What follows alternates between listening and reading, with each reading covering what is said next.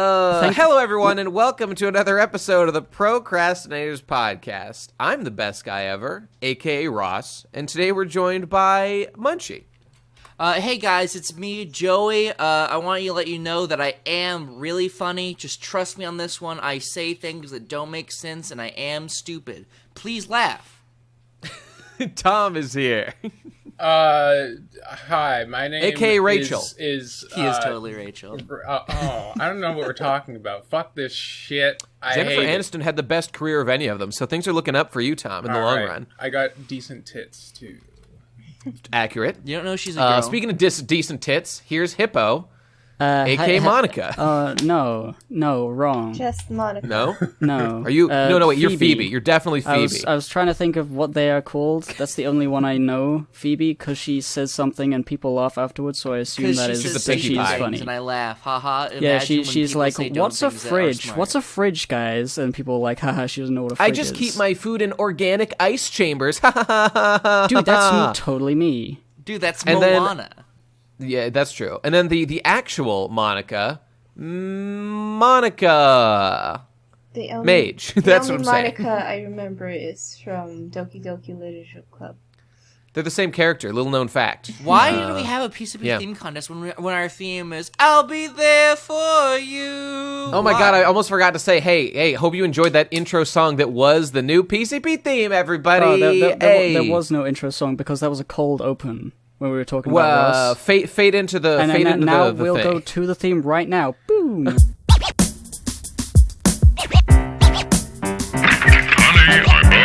what is this? You're supposed to be working right now. I'm sorry, darling. I'm listening to the PCP right now. It's so addicting.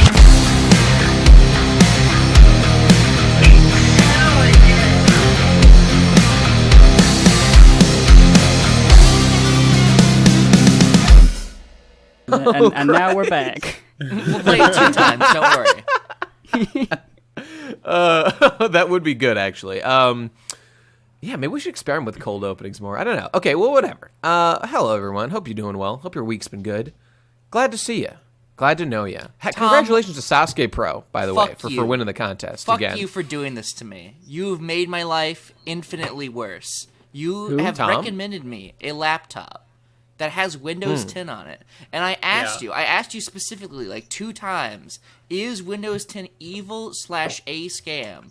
And you said 2 times, no, you should get it. Like, you should get Windows 10. And I have it, and I can conclude that it is indeed a scam, and I am brainwashed, thanks to you. Oh. Well, sure, I would love more explanation on that so I can thoroughly destroy that argument. But. Yeah, Munch, I think when I got Windows 10 on my new computer, I'd been using 7 for a long time, I figured out ways to turn off most of the more insidious features of Windows 10, which was good. I open up Windows 10, and the first thing during it's like setup phase is like just asking me outright. You know, keep in mind this is asking me so I can turn it off. Like, you know, thanks for letting me turn it off.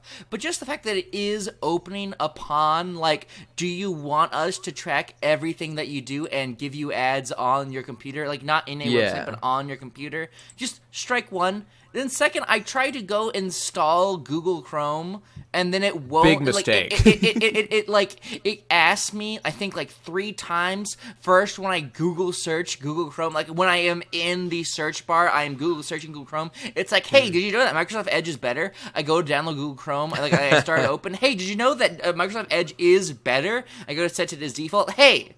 By the way, just want to let you know, you should not be using this software you downloaded. You should be using our software, because this is how we send the subliminal messages to your spinal cord to make you buy more products.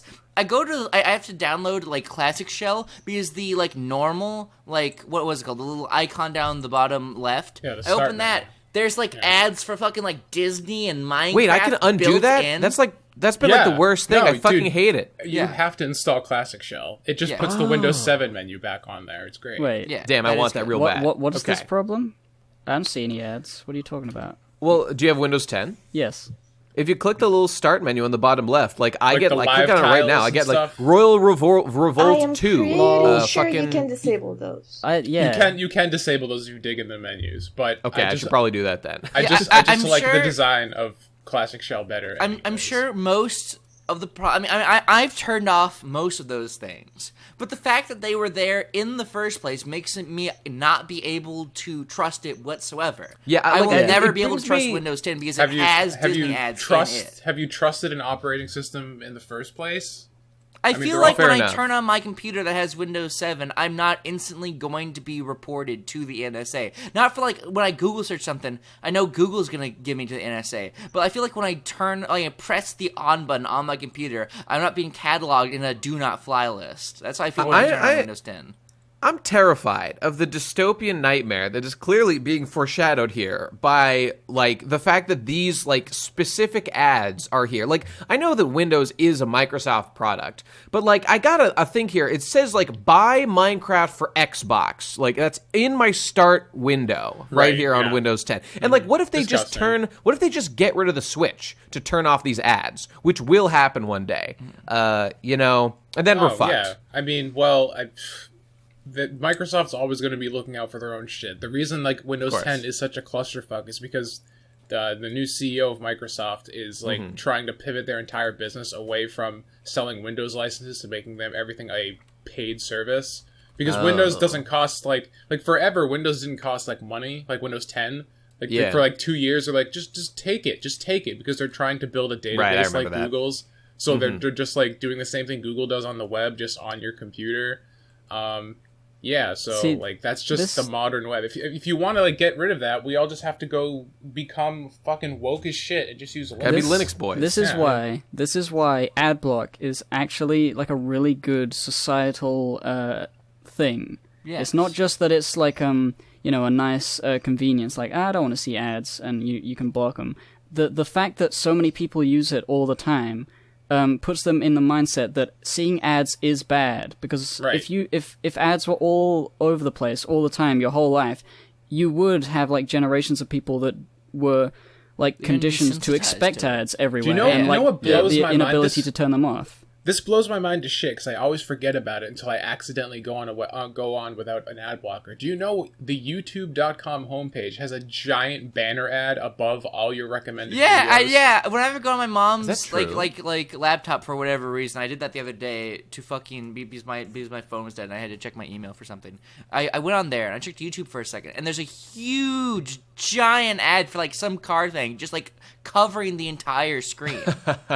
Yeah, just like I can't imagine using the internet like that. Like you poor peasants out there who don't know what we're talking about. I feel so bad for you and your unenlightened lives. Like how are you not just like in a Mercedes-Benz right now? You've been brainwashed by these giant. I'm gonna turn off my ad block right now. I'm gonna constantly look at square in the fucking eye right now. Staring at the I beast. heard rumors a while ago that like AdBlock was taking bribes from certain ad companies to run certain ads. AdBlock Plus is. That's why I don't use AdBlock Plus anymore. I have like 3 or 4 different ad blocks. uBlock Origin represent. We all just need to get a VPN. That's how you really. What is that? I don't know what that is. It basically it masks your IP address and stuff, so like the companies don't know where you are or what you're looking for. It like blocks your internet like shit. But can I still set up my Minecraft server with my IP? I'm sure you can. Yeah. Well, I've been meaning to get one of those for a long time. I've just we need to get the PCP sponsored by private internet access because they give out sponsorships to everybody. We need to get PCP on the deep web. I've seen plenty of ads for like on Tim Pool and stuff. He advertises that. Who's a bigger defender of free speech than the podcast that drops racial epithets like every episode? We need it more than anybody. They'll partner with us for sure. We're on the same page.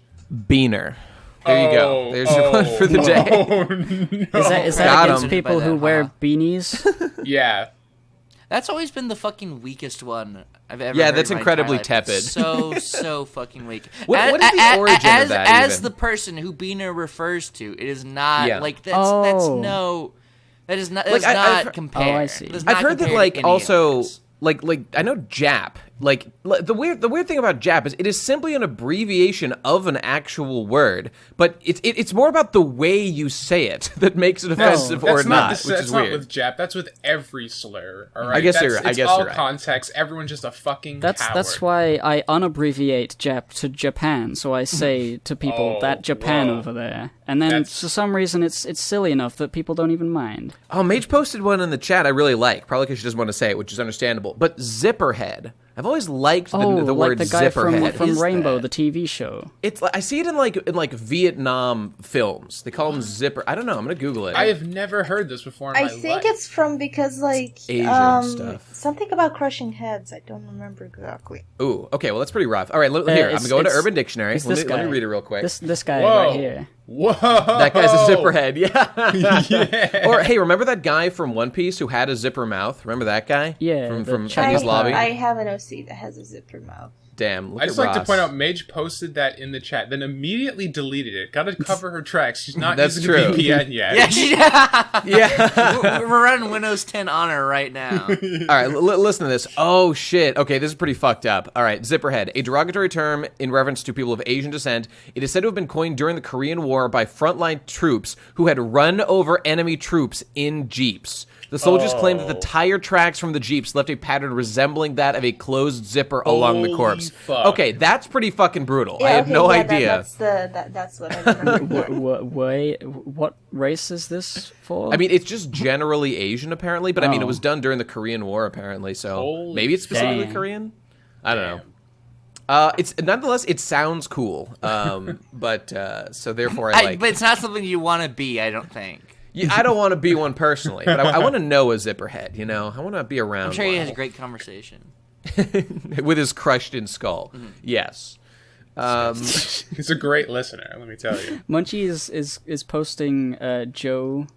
This is images. Ross, goddammit. Yeah, this Joe, is fucking Ross. Ross. God Oh, damn it, look, Hippo. yeah. You Look, really listen to me, listen are to the me. Monica. You've shown your true colors, and you no, are the Monica. No. He's the Phoebe, Listen to he's me. the Ditz. Are you saying that it is a bad thing to have not watched enough Friends to know who the No, fuck's okay. name I would is? never claim that you must watch Friends under any circumstance. Yeah. But you all backtrack I'm that saying all the is way to that the bank. That's his Okay. name, David Schwimmer. Not Swimmer, but Schwimmer. Schwimmer Okay. is a god actor. It's something akin to a god orgasm watching Ross on television. There's Just something watching so fuck of his primal life, awoken episode in me after when- episode. Yeah. He's like a modern day Jughead. He's like a modern day Ku Klux Klan, like birth He's of a nation. modern day court jester. He's a modern day zipperhead. He's out here every day getting fucking Only run he's an over emotional emotionally by zipperhead. women, and he's not gonna Right, take it over. right. David Schwimmer's gonna become an incel in real life. Oh no.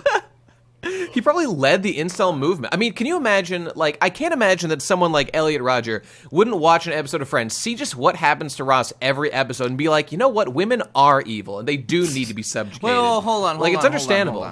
Hold on. Okay, Yeah. after I post this image of him in the potato suit, there's something even more pressing here. Yeah. All right. What you just said, you say that he's an incel. You know, he's behind Elliot Rodger. Yeah. He's behind the hand just saying the hook shooting. And I see this. Right. Mumkey. There he is. He's a confirmed affiliate.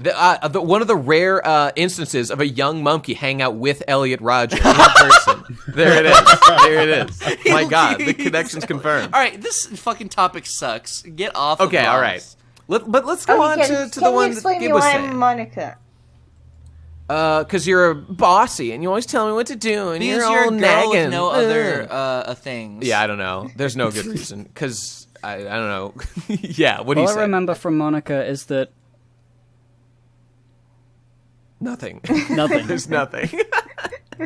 She was It like a just bossy doesn't bitch, matter. kind of, and she, Hippo, kind of bossed talk around about Chandler. the government. We were talking about the government. That would have been a Yes, segue. all right. You could have been like, Yeah, well, in Windows 10 is the government. Haha. I wanted Yeah. to see where the Ross train left us. Yeah, there was a lot of gold to mine from that topic.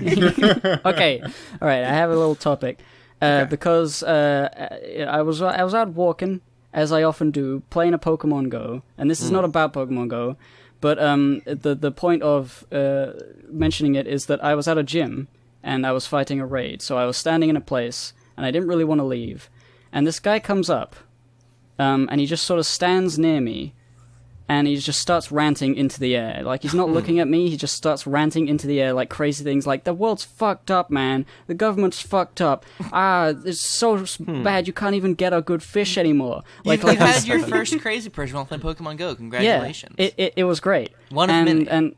And he started ranting and stuff, and I was standing there not running away, so he assumed I was okay with it. And he didn't seem that, like, he wasn't like a homeless person, he didn't stink. He had a backpack on, and I assumed he was just sort of, having a bit of a moment. So, Sure. So he was ranting about, like, the government, and then he started ranting about fish and how, like, you could get good fish if you you put the salt on it and you get it from the place. I wasn't really paying attention, but he was going on about, like, living off the land and how it's so much better to live off the land than to rely on, like, government stuff and the bureaucracy and stuff. And the more he was talking, like, he was getting closer and closer to me, like, looking at me every so often and saying, "Do you understand, right? You understand?" I'm like, yeah. And he was getting closer and closer. But I started to understand where he was coming from. He was just like, he said he was, originally from Portugal, and he came over because of, like, some sort of problems, I'm assuming, like, monetary. And his brother lived in England, and he came over, and he was like, he was ranting about, like, having to be on customer service calls for 3 hours, and you're like, you don't want to do that with your life, man. You don't want to do that. And I was like, yeah, you don't want to do that. Fuck customer service. Fuck being on the phone. Fuck doing all of this bureaucracy, getting letters in the mail and the bills. By the end, we were, like, best friends. We were, like, talking about how everything sucks about the government. And it was just putting me into perspective, because I don't know people like that who, like, live in, Squalor. not squalor, but, like, he was from Portugal and he had a very simple life where he caught fish or something. Sure. And he had a small community of people that he talked to everybody where he lives. And now he's in England, and he doesn't know anybody, he doesn't like anybody, he doesn't like the whole system and all the bills It's you very have to pay. impersonal. Sure, I could see why he'd be. It was just like, yeah, I feel that. I feel that a lot. And it was interesting to see that perspective.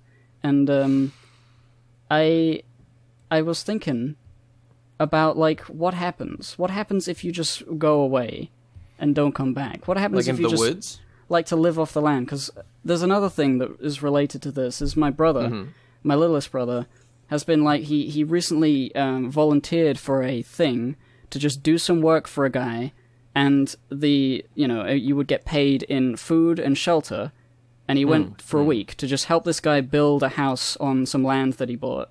And he doesn't have the money to hire builders, so, there's, like, a site you can go to, Okay. where you volunteer to just go and live in a place for a bit and help a guy and get food. And it's like, initially when I heard that, I was like, that's crazy talk.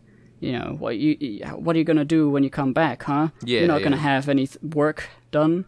But the more I think about it, and, like, this crazy guy, I'm like, that's all you really need. You only really need, like, food, like, reliable source of food, water, and shelter. And doing all this volunteer stuff, and, like, living off the land and living just within your means is, like, really cool. Because what he was looking at a thing on the site where he got the first volunteer thing, and there's this guy who wants, like, a photographer, this Italian, like, guy who owns an island, and he's like, I want a guy to, like, photograph this place and do some, like, do some live music for this thing to, like, for advertising for, a resort or whatever. Mm-hmm. And if you were to do that, all you need to do is you pay for your own travel, but you basically get a free holiday in this really lovely place, and all it costs is a bit of, like, menial labor. But, like, he owns an island, that's cheap of him. At least pay for the ticket, gosh darn. That is fair. I mean, I guess he's not paying despite owning an island. That is kind of strange. Well, I don't know whether he owns the island. I can't remember. But, like, okay, fair enough. The idea is nice. Like, even if you have to pay for travel, there's loads of places within, like, in England, like, kind of local, where you can pay a small fee to get a coach drive out into the middle of nowhere, and then you can you see a lovely holiday destination. But can't you do that without having to do manual labor? Well, you'd need a place to stay. You'd need a place to live. You need a place to that's buy true. things. But like, if you're volunteering and a guy just has food and shelter for you, like, yeah. Isn't this the relationship they used to have between lord and serf? Are we bringing it back? I don't know. I was just thinking about all that stuff a lot recently because of those instances. I like the idea of making life as simple as possible. I think there's too much unnecessary complexity in modern living. I mean, not to say that I'm against modernity. I think there's a lot of good things that modern innovation has brought us, like the internet that allows us to do this show and give us money and live. Yep. But just in general, I feel like there's so much bureaucratic minutia, so much bullshit that's been attached to this steady stream of progress that I desperately wish to escape because it doesn't interest me and it doesn't affect me in anything but a negative way, and I don't like it. Such as? But what about the whole internet thing that is like how you wish to live your life? Right. You know, well, that's pretty good. I just said that. That's why I just said the internet is a good you thing. can't just separate that one thing from the rest of like bureaucracy in general. I think it's all part of the same machine. No, I think the thing I was going on really is not that bureaucracy is bad, because I don't want to have to deal with everything in my life. Sure. I'd like other people to do like secretary things, like Nate does with the paying us. And it's like, but I feel like certain authorities are stupid, and like especially councils and the government of an entire country. It just is all stupid. It doesn't work. These sound like extremely broad generalizations Right, that are not. I got a story about it. I'm not like, I don't have like a political like stance that I've even thought about. It's just like a feeling I have. Because when I was at uni, first year, I was in like a house rather than a student accommodation owned by the university. And when you do that, the landlord has to register that there's a person living at the premises, and then the council is notified. And then if you don't say that you're a student, they will expect you to pay council tax and all that sort of stuff. And what the university does, you write a form, and then you give it to the university, and the university will give it to the council to make sure that you are, confirmed a student and don't have to pay it. Right. For whatever reason, that didn't work on one of the years, and since I was like living alone away from parents for the first time, and it was all sort of like a big thing, and I didn't really want to go to them for help, but I was also really, really scared, because I got like a court issue notice in the mail, and I was looking at it and like, you have to appear at court at this date because you have not paid your council tax, and regardless of like the verdict, you have to pay the court for its time. And I was seeing all these numbers and things, and I was freaking out, and I was scared out of my mind. But if I ignored it because I didn't know what to do, and I didn't. That's the right attitude. I ignored it because I didn't know what to do, but I went to the university and said, how do I fix this? And they said, just send another form. I sent another form, and then I got another court issue notice saying, you still haven't appeared at court, you have to appear at this another court date, and now you owe us like £100-something. And I was like, okay, this is not going away in the way that it should. I don't know what to do, so I did ignore it, and it just went away, because the more I thought about it, it's like, the only way it's that they have no power to really enforce menial matters like this. Like, one guy is not paying his taxes, they're not really going to have the manpower to send somebody around to make sure that he pays it by roughing him up or something. I don't know about that shit. Yeah, I had a similar That's experience what cops to are Hippo, for. actually. Well, nobody came, and nobody, like, They might still be like a warrant for you. I mean, I don't There's know. like a knock but like, on the door in the middle of next week's PCP. Yeah. all right. Hippocrit, here's what this is I the would police. do. I would call these people and be like, hey, just want to let you know, like, I had an did. outstanding I thing. I tried to want to call resolve them. this. I tried to call them, and they said, well, you should have had a thing from the university and sent it, and I said I did send it. I never got, like, a confirmation that it was resolved, but the letters stopped coming, so I assumed it was resolved. I'm not saying, like, I ignored it completely.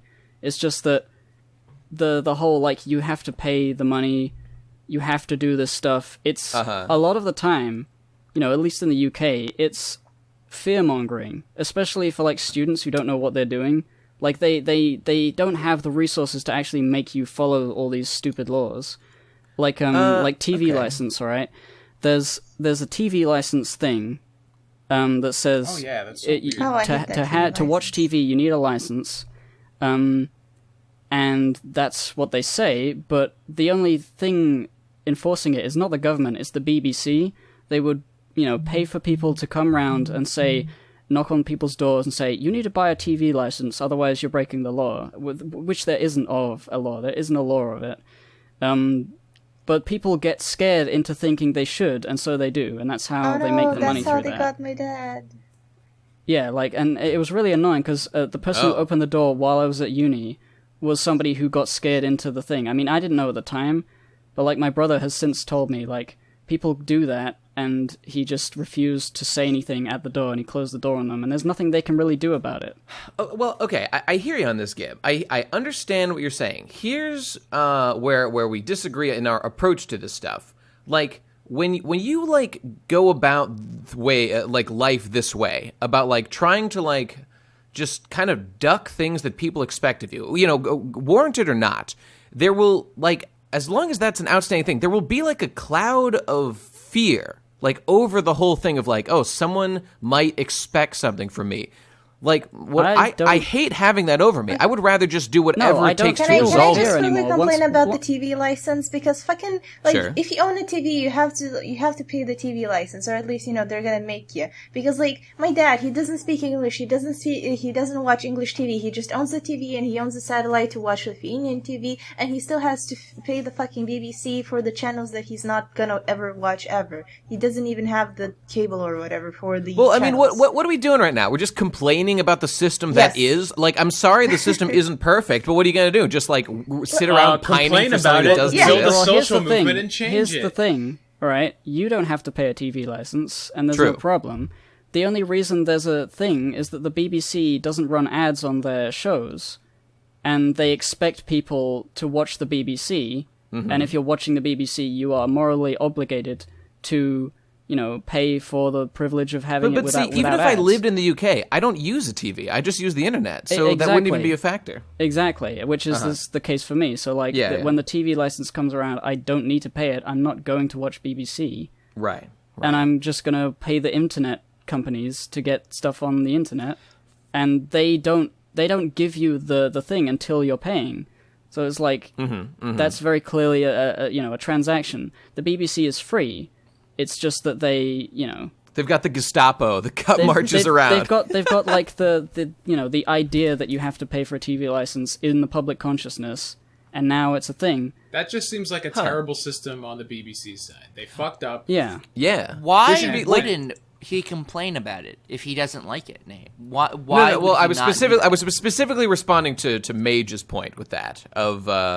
I mean, I don't know if you don't use the whatever. I can't even remember what it was. I'm pointing out that it's nonsense. I don't mind paying for things that I use or do or whatever, but we're not using the thing and we have to pay for it. That's nonsense. That is the general idea of government is charging you with taxes on all these things that you're not necessarily using. And I understand that it's one of those.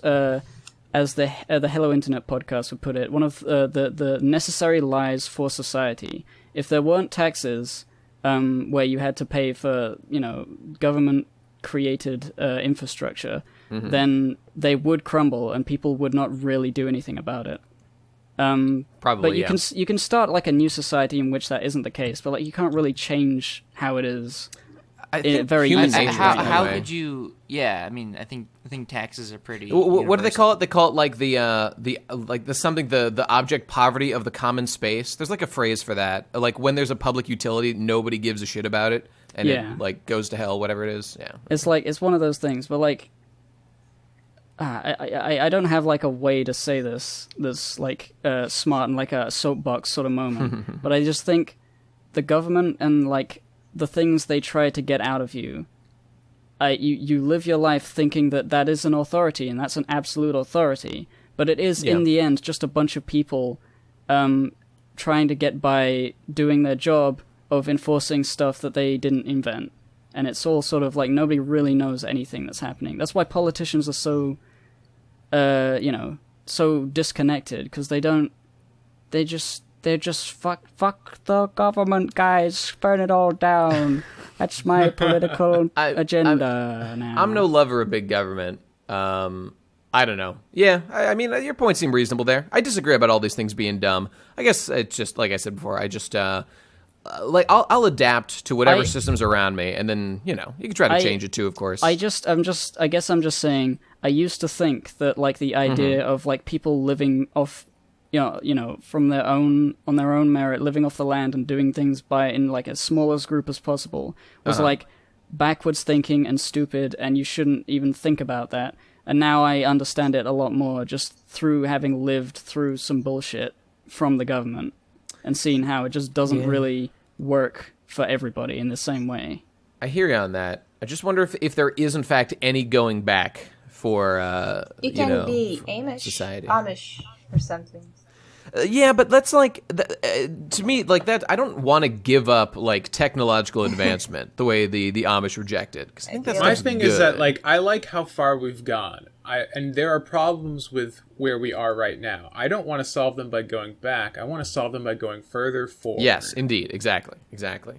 That's what we talked about. Remember when I talked about that ASMR video that guy made about like how society is cancer or whatever? Pretty much the same thing.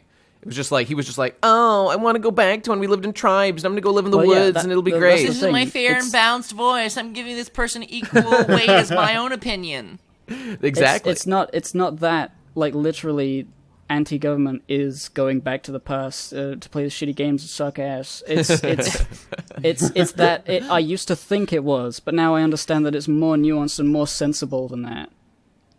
Like, there are people who can live by their own means outside of the systems of government. They just ignore them, and they don't really do anything bad, and they're just happier.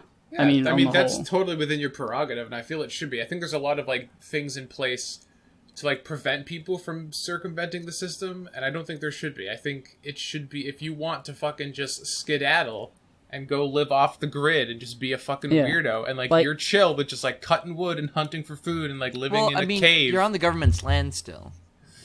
That was a cool thing. My brother was, like, researching this because he's on this sort of, like, anti-government, like, living terrorist campaign, living wherever you like, sort of, like, he's being a radicalized nature kick. Islam right now.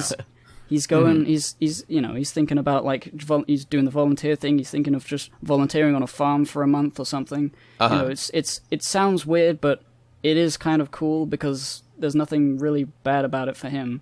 But he explained to me that there's this weird law where if you live in a place on a piece of land for long enough without getting, like, shooed away, you technically own it. After a certain amount of time. Wait. You need to. I think you need to, like, build a house or, like, have some sort of structure and then live there for, like, 5 to 10 years, and then you own that land, and from then on, like, you can just do whatever you like. Ancient oldie times law that never got updated, that fell through the cracks. It's ripe for and abuse. usually it's like people, like, if a farmer owns the land, they'll find you and then shoot you, and you get off my land, like, you're not allowed. But that's how it's just a funny little quirk that you can exploit if you put in the time and effort to claim some land. I mean, he's talked about it. I don't know how, like, serious he is about it. Sick. But it is a sick idea. I want this to be a real thing. Okay, I'm rooting for him fine. 100%. Will he have I totally Wi-Fi there, though? Well, that's what I was going to say. Like, I totally get people's desire for a simpler form of life. But here's my real question. How does this lifestyle get us closer to Starfleet? That's my question. No one fucking cares. No, everyone should care. And if you don't, reevaluate your priorities. If this is your priorities in life, the last thing you're thinking about is Starfleet. You're trying to forget Starfleet. Okay, here's the thing. Here's my actual objection. This is fucking selfish. This is selfish. You just want to be happy, and I just want to go live in the woods and be a happy little sprite. To want to be that sounds happy. shitty and lame and boring. Right. And I hear you, Nate. I hear you, because I don't disagree. If everybody did that, society would collapse and we'd get nothing done. But indeed. For the very few, like, you need to be exceptionally passionate for this particular thing in order to go through with it. And there's only so many people, and you need to be extremely driven. I feel like people who want to do that so much that they actually try would not be able to function in the society to add towards Starfleet in the way that you would want them to. Like, they would just be depressed and probably kill themselves. If that person wasn't able to, if they're that passionate about it, I want to go off the grid and just live off the land, and that's what really intrigues me. And they're so against the paradigm that we're currently kind of the trajectory we're going towards. You could even argue that they are just like a drain on society by being depressed, taking medication, and then killing themselves. Be fucking not helpful. Okay, I'm not saying that's what your brother is. I'm just saying in general. I believe that everyone can contribute to my glorious future. But it's I have no interest in telling people. I have no desire to tell people what they can and can't do. But what I want to do is no. I don't want to enforce any kind of laws enforcement. What I want to do is socially shame them into contributing in as vociferous way as is appropriate. I feel like there's enough social shame to make people feel like they have to fit in and do everything else, everything that everyone else is doing. Shame is just the societal shit test. There's enough pressure as it is already, on people to fit in and do something with their lives, and people I don't care about fitting in. Be productive. I'm talking about being productive. There's enough social pressure on people to be productive, and people who are not being productive with their lives are just feel this pressure and shame for not being productive, and some of them get depressed and even kill themselves because they feel like they're being a waste, and that's terrible. I fully encourage those people to do whatever they need to do to feel better and have a decent life, but if they come asking me for $1, the answer's no. Oh, yeah. They have to fucking run their own shit. I mean, on the one hand, asking for begging, I don't really care for. At some point you can't do anything but beg. And that's really unfortunate. I pass 2 or 3 beggars whenever I go to the marketplace in Lithuania. I'm not saying that I have no sympathy or that I would never help people who are truly impoverished and can't get out of whatever death spiral they're in. I mean kind of in a larger societal way, but yeah. But there's definitely a type of person who has this crazy ideal but doesn't have the passion to do it themselves, or the drive to actually get it done. They will just leech off of others until that's what I don't like. Nate, there's no way I can phrase this question in a non-confrontational way, but I do not mean a confrontational way. I want to know, what are you doing to make Starfleet real? Okay, I think about that question a lot. I've thought about my deep shame at the fact that I am not a scientist trying to pursue scientific truth that will enable us to create things that will allow us to be. Here's what I'm doing. This is what I tell myself at night, and I think it's a reasonable answer. What I'm doing is I'm trying to encourage people through my YouTube stuff. My day job is basically just so that I'll survive. It's a job that's fine. It's part of the military-industrial complex a little bit. I mean, so that's kind of not great, but whatever. I'm doing it just to survive. But my YouTube stuff, I am talking about things, and specifically, I pull out ideas from shows and I repackage them in ways that I find are valuable. And they're like little morals. I think that if people listen to my point to them, they will better contribute to a positive future. For example, here's one. When I said that not every game needs a fucking easy mode. I did a thing about why I'm right about game difficulty or whatever.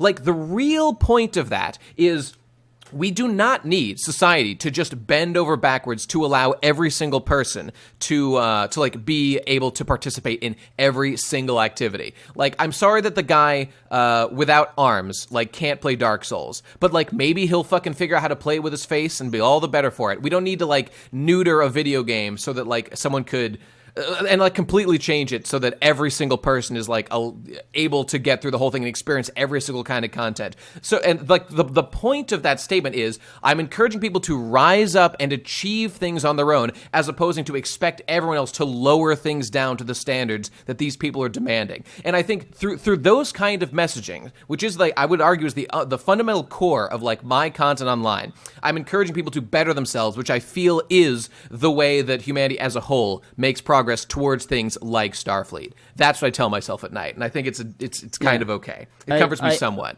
It's very easy to laugh at something like that and say, "Oh, you're just making content, you fucking fool." Yep. But I do see that you are like making videos because you have something about, like, you know, you have a very clear worldview, and you bring it, you know, you don't say, like, you don't make videos just to make videos about X anime or X video game, like some people do.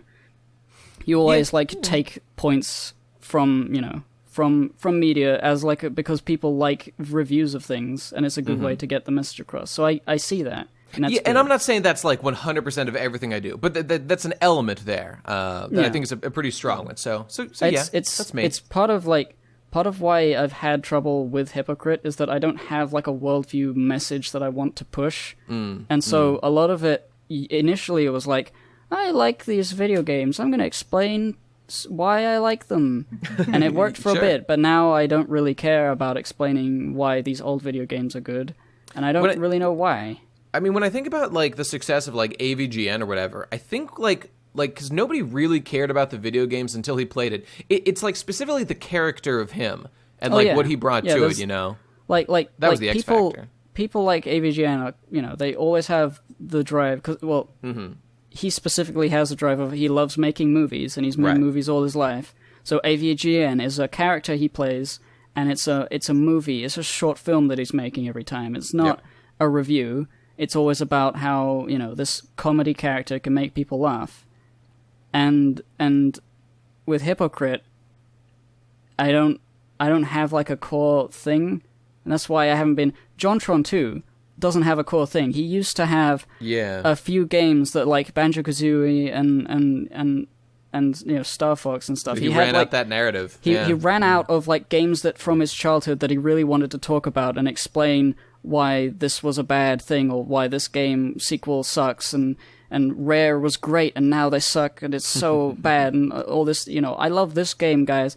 Like, John has petered out because he's ran out of things from that part of his life, and now he has to think of just things to make jokes about, and it clearly shows that it's not as interesting to him as it is as his older content, and that's why he's slowed down so much. That's why I've slowed down so much. That's why a lot of people slow down, I think, is because they don't have a core reason for making the videos that they have made for a bit. You know, this reminds me of just there's a phenomenon people are talking about more of like YouTuber burnout, and I think it really is something like this. It's like so many people like telling stories about their life or talking about like things that have interested them.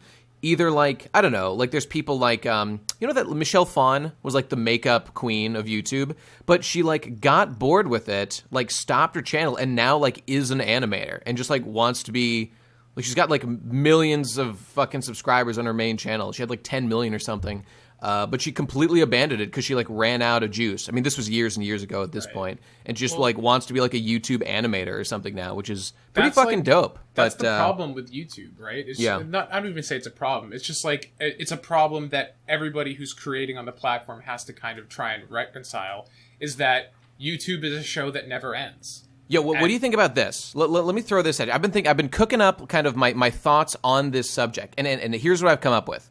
Like, being a YouTuber is basically offering up like yourself as a service. I've said that many times. But like what do you really have to offer? Like your life experiences, your opinions on things. And here's my question.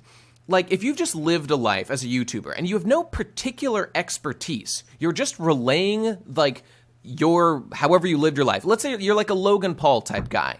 Like you're an entertainer, you're like a hype machine kind of guy, but there's not much substance beneath it. I'm not even trying to insult the guy. It's just like he's not like a physicist who has extensive knowledge about something and can like make interesting physics related content or something. And I'm wondering if like where does that road end? How much can you really mine from that kind of world experience, as opposed to, I mean, just as one example, like him or hate him, like Jordan Peterson will like be able to talk forever on his YouTube channel, which is quite successful, because he has spent like 30 or 40 years as a clinical psychologist and has like an endless reservoir of experience to draw from. And I feel like he's not going to get like burnt out as a YouTuber just from having to make content day after day. There's two different audiences for that though. Like, cause like you got to remember that like at the end of the day, like of humanity is on like a life cycle, right? Like you're always going to have new little kids who don't want any like depth to their content and just laugh at the meme jokes. And there'll always be a Logan Paul to serve those young kids. And then as they get older, they want something with more substance as they start to develop their own worldviews. And that's where you get people like Jordan Peterson who are talking about more bigger, headier ideas that you need to sit down and kind of decompress and like unpack in your own brain. I guess I just think that I wonder if it's just like that kind of content like Logan Paul makes or whatever is just inevitably not going to be kind of sustainable long term. But then again, I mean, maybe he'll just pivot into like being an actor. But, you know, just because one person at the very tip top like makes it doesn't mean that like the whole trend is sustainable. I don't know. Just throwing that out My biggest there. thing with YouTube is that I think it's interesting how like it's shaped the way content is kind of served to people and what people expect, right? Oh, yeah. Like you can't. Like, it's interesting because now that because I don't really do YouTube anymore, and that was, like, the reason why I stopped putting so much effort in. It's like, I don't want to make a show that never ends. Like, I want to make a product, to deliver it, and then move on to the next product. Sure, and it's understandable. It's like, that doesn't fit in the paradigm. Like, if I started a YouTube channel right now and said, oh, I'm going to, like, document my game development stuff, like, eventually the game will be finished, and then the show will be over. But you'll end up in like a yandere dev situation where I think that guy's milking it.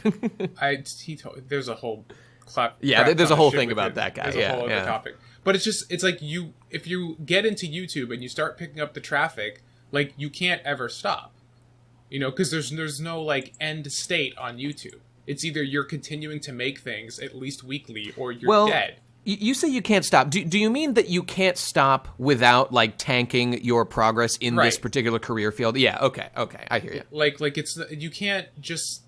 It has to keep going. It has to keep perpetuating because that's how the whole YouTube system is set up. Yeah. You know, like you can't.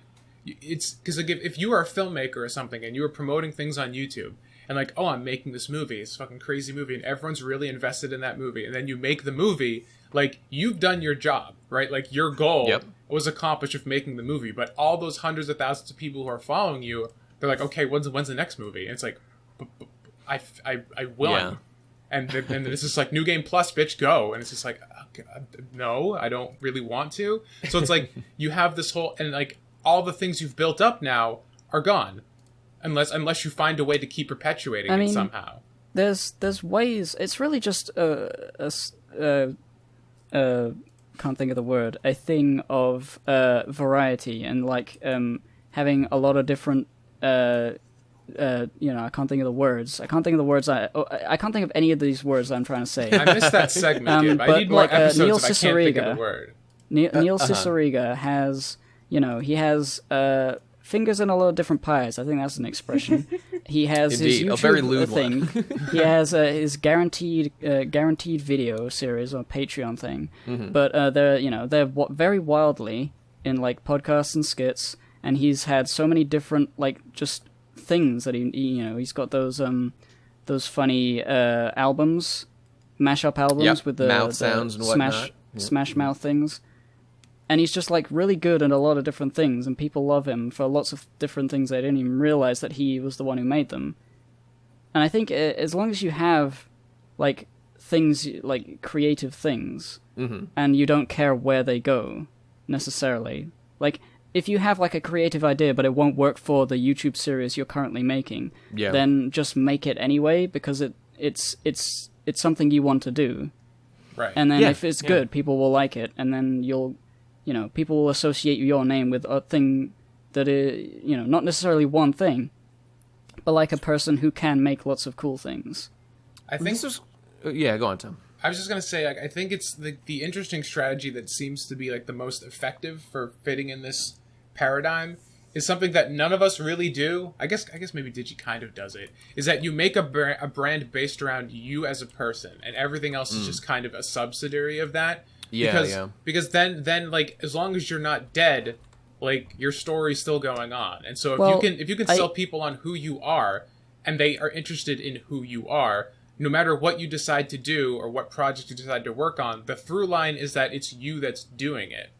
I mean, I would agree with that, except for the fact that the majority of the people who watch Digi because he does good analysis of anime specifically. And if he completely stops doing that, and he became like, well, yeah, I guess. But like if he became has like that a full-time cult. rapper, it wouldn't be as successful. No, but it would still be, all right, because he's proven himself a couple times. Right, I don't think he's doing it perfectly. I don't think anybody that we know is doing it perfectly. But there are clearly channels like that exist, like vloggers and stuff on YouTube who have tons of success that just do whatever. And you care because the point is that it's them doing whatever. It's not that they've developed like a channel around a certain topic. The topic is, this is my life. And but that inherently, like we were saying earlier, will lead to burnout. Like Game Grumps. I think it's likely, yeah. Game Grumps have been doing, Aaron especially, he's been doing it the entire time, has, like, they've run out of stories to tell about their life. The only thing they can talk about is the things that are currently happening outside of Game Grumps. And it's usually just band promotion stuff, or, they met a guy, or, there's less about their life. They met a handsome lad, and they've got of lots of stories to tell. Well, that's the thing. That's what I'm saying. Like, you have to make your brand basically about what you're doing in the moment. Because then but that always... I feel like that. I mean, you know what stories Game you'll Grumps... never run out, depending on the person? What? Dreams. Oh God! Oh. Sorry, I had to. Sorry. Did I tell you guys about a Game Grumps episode that I watched recently? And by watched, I mean watched the first half, and I was like, oh my god. And then I was like, but I don't care. And then I stopped. Don't think so. What was it? There is a series on Game Grumps about Aaron Hansen Wikipediaing himself. Oh, I watched and some of those. In part 2, he just blatantly and openly and, like, honestly talks about the genre drama, just like nonchalantly and not weirdly. Like, it's not like a big deal. He just talks about it as if it were just, common knowledge. What did he say? He didn't say anything particularly insightful. It's not like he doesn't explain it in any way. Danny fuck Susie? Yes. Susie. Yes, I mean, yes. John. Whatever. Yeah. Okay. Did Danny fuck John? He did. And but that's why he ran I mean, away. he didn't talk about it. Like, he talked about it in reference to Did You Know Gaming? Whatever, I don't care. But the fact that he did that at all was extremely surprising to me. And I want to know, anyone who watches Game Grumps, if that's any percent of the population, and by that I mean any of you 4.7 million people who might be watching, what is happening? Has there been some video, some monumental video that just has explained everything? Is that what's happening right now? Have we stumbled upon that? I'm pretty sure that did not happen. And now that I think about it, there was like 3 parts to that Wikipedia thing. I'm pretty sure I watched all of parts 1 and 2. And he's just kind of, like, I don't know. It's kind of strange that what isn't strange is the way he talked about in that video. He was just very nonchalant, like you said. He was like, yeah, I mean, I worked with these guys and these guys. Oh, yeah, we broke up with them with the fucking Game Grumps stuff. And, we'd already been hanging out with Dan a lot. And I'd been saying, like, if John ever left, Danny would, like, take his place. So this was kind of in the works already. And I was just like, oh, well, why wasn't any of this clarified in the past? Maybe it was just something as simple as he didn't feel like talking about it and didn't think it would, like, be a big deal. I could know. imagine he could tell it was. I could imagine he knew it would be a big deal. He just didn't want to talk about it. I always anyway. wonder about this. When a drama shitstorm happens, like the world can go aflutter, like tons of people will be talking about it, but the people or person at the center of it, like they have only one person's perspective as to what the whole drama situation like would be. Whatever it may be. Maybe it's Aaron, maybe it's John, whoever. Like, maybe things don't look that bad from their perspective. And, like, even if the whole world is up in arms, like, gossiping or whatever, if this person only hears from, like, a handful of people specifically and, like, doesn't go to seek out drama about it, probably just doesn't seem like a big deal. And maybe that's what happened with Aaron and, like, the whole John drama. It doesn't even seem like it would be difficult to imagine that John already had a lot of reasons to want to go to New York. Yeah. And then he eventually had a girlfriend there. So, like... The idea that John would eventually leave to work more on JonTron is like maybe that they were already talking about that. I mean, these are the things that Aaron said at the time, too. Like, just John went to go work. So, I mean, he may have just been 100% clear from the start. I never totally really possible. thought that there was, like, a big, like, argument or, like a big, like, scandalous event. I really just thought it was sad and I wanted to know why they weren't friends anymore. Yeah. Seemingly. But then Stargate happened, and it was all okay. Hopefully, kind of. I thought it was interesting that that happened, and that's what I wanted to say about that. But I don't care about that. And what I do care about is going back to what Hippo said, except not at all, because I don't care about what he said, but I care about what I thought he was going to say, which is the following about the government. The government is worse than ghosts. I've been thinking about this a lot lately. Specifically, last night I was walking past a abandoned government military base in a town I was visiting last night. I was visiting my cousins in an impoverished Californian deserty type area. Super scary. Late at night, walking past government, a medical center and an abandoned government military center. Terrifying. And the government is worse than ghosts because ghosts are real, of course. But the government, you need to be able to prove ghosts are doing something, obviously, but you can do that very easily. But the government, you can tell me the government is doing literally anything, and I will believe you. The government, from a young age, watching Game Theory, not a joke, Game Theory revealed to me what MK Ultra was, and ever since I knew what MK Ultra was, thanks to Game, this is not a joke. Watch the fucking, I believe you. the Polybius episode. I watched Game Theory a lot as a kid. Ever since that moment, I've never trusted the government, ever. And I can never trust the government. I don't know how anyone can, vote or participate in the government in any way knowing that nothing is real. I cannot believe anything that the government, a politician, a government worker, a post office worker, nothing. I can believe nothing. You might be getting MK Ultra'd right now without even knowing about it. Yeah, exactly. Yep. I could be in a drug-induced stupor right now. That's not a joke. This is not me trying to be funny. What if it's happening? It is happening. All conspiracy theories have basically all happened. They've all they've put HIV into a black community to watch how it progresses. MK Ultra, all that shit's real. It's not what if. It is real. So how do I know I don't have HIV right now? Well, you could go to the doctor. No! Yeah. The government! The doctors are bought up by the government too! You think the MDs don't know about what's going on? They are the ones who have manufactured it. Well, you'll find that out makes if you sense to have me. HIV sooner or later. What? It's going to happen to all of us. HIV minefields are going to be your future. You guys so aren't prepare for taking those. this seriously. The government, can do anything, and they can give me HIV. Okay, all right. Listen, when it comes, conspiracy theorists always go crazy and assume the government is way better at stuff than it actually is. That's what I think. Why do you... Okay, listen, my give me opinion one on reason why this. the government could not obliterate... Okay, the government Munchy. could not Well, kill all right, me, they could, cover but it up why? excellently, have no one remember who I was. Give me one reason why they can't do that. Munchy. Okay, let's say they could. Let's say they could do all the things you're scared of them doing it. Just because you're aware of it and are scared of it is not gonna stop them. So what's the point of being scared of it? I mean, it's still appropriate to be scared, I suppose, just not to obsess about it and let it fuck yes, up your I mind. mean, I more don't like- obsess about it. I think I that just the don't government, trust the government now.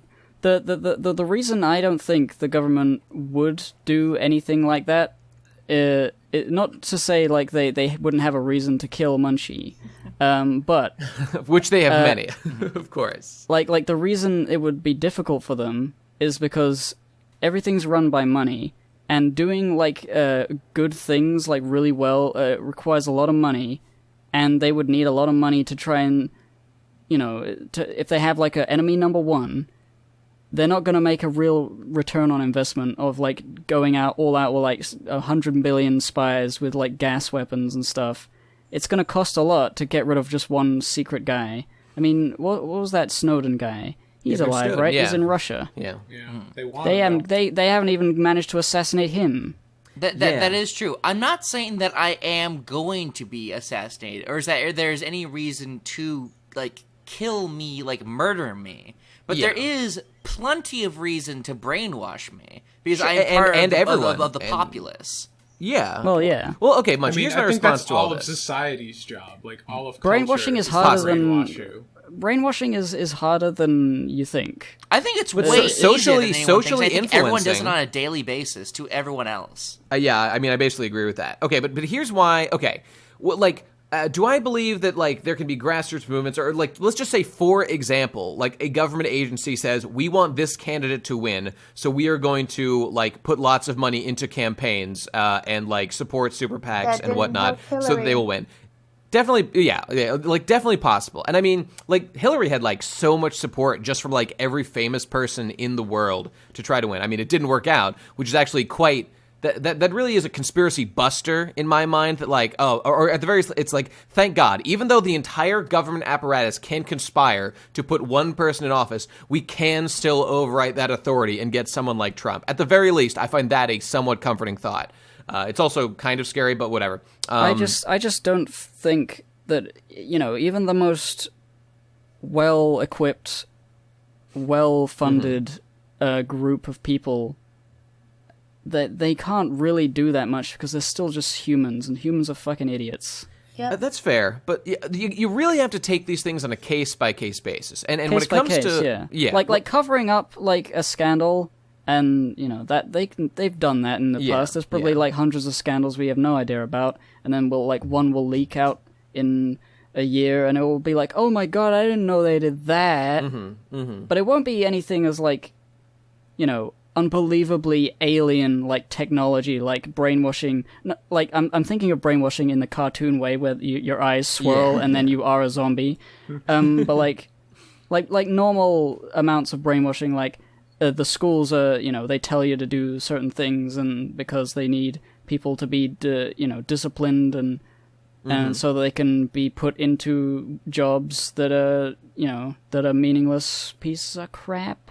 And they part of the fucking machine. want to go live in the woods, and it's just makes sense to go live in the woods. Well, okay, It Munchy... makes sense. Can't technically go live in the woods, sadly, because I think most of the things are privately owned by people, so if they catch you have to. All you need to do is live there secretly for 5-10 years, and you own that tree. I feel like this is completely separate than what I'm trying to say. I'm trying to say that the government is extremely powerful, and I am an ant. And there's nothing... I kind of disagree with that, because I think that the government is far less powerful than most people think that it is. I truly believe that, and it comes down to one thing: big government, little government way. I mean, in a, like the military can shoot me really hard. Is what I mean. Right. I find myself comforted by many thoughts on why that will probably never ever happen.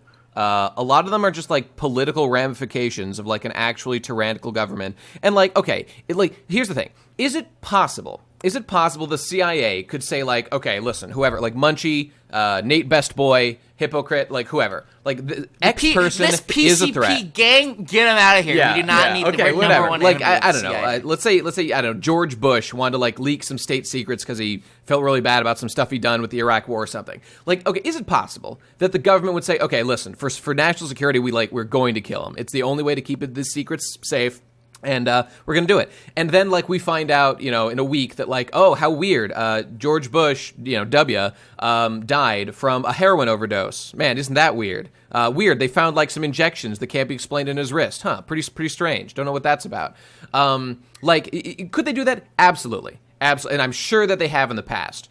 But, like, when it comes to you and I, like, we are not important enough to do these sorts of things to. So I guess I'm kind of comforted by that, as well as two words that I'm a big believer in. And I know that it can potentially make me blind to some things, but these two words I am a strong believer in, and it's Occam's razor. It's Occam's razor. And it's just that the simplest explanation is usually the correct one. And like, in that way, like, a conspiracy buff might, like Alex Jones, might be right about something every once in a grand while, but then will say absolutely crazy shit that is definitely not true. That which is asserted without evidence can be dismissed without evidence, to quote Christopher Hitchens. But then he'll be right about, you know, one of these random things once in a while. Whereas me, I'm way more. I'm an incredible skeptic. I don't believe anything without like evidence on a grand scale. I need hardcore proof that anything is true. I don't believe, and because even the fact that I am a human being living in this world, I have absolutely no proof that is 100% true. I could absolutely be a brain in a vat, a program running on a computer in another, universe, and this is all a simulation. 100% true. Now, so I would never assert that everything around me is real. Speaking of that sort of What's up, mentality, I sort of agree with you. There's absolutely no proof, but I think whoever's running the simulation, if this is a simulation, they probably wouldn't want to put in other people questioning whether or not this is a simulation, because then you'll start questioning if this is a simulation. What can they do? What if it was like a little Jesus alien, and he's like, I'm gonna create a universe for my science project, and I'm gonna test to see how many people figure it out, and then he gets his little checkbook out, and he's looking at Earth, and he's like, okay. Well, in that case, then most it's people don't different. believe it. I made a I'm comic speaking specifically about about that a in middle school. simulation, Funny you though. mention that. Sure, but I'm using Occam's razor here as well, in the sense that I can't prove that I live in the real world, but I'm happy to just assume for the most part that all right, this is probably real, this is probably reality. Even though there's a couple of thought experiments that show that it's actually more likely we live in a simulation than not, but I won't get into all that. Yeah. Whatever. Yeah. I'm happy being a synthetic little man. That's the main thing. It doesn't impact me in any way. And I heard one time I listened to a flat earth call into Stefan Molyneux's show, and this was a very interesting show. So Molyneux he just puts up with this guy talking about all his beliefs, and then Stefan is just okay, I have a question for you. How much benefit has come to your life through believing that the world is actually flat and that everyone is lying to you? And the guy was like, well, I mean, and then he was like, and how many hours per week do you spend on this shit? And the guy's like, well, I spend 30 hours a week maybe. And he's like, okay, maybe your time would be better served devoting that time to improving your life, learning new skills, working more to earn more money to put away for savings. And it basically turned out that this guy was just a sad man who had very little in his life and clung to this conspiracy theory as maybe some grand secret that me and my elite few are privy to. So this is something I can use to give myself a substantive ego in this life, that I have this knowledge. But really he's basically tricking and fooling himself.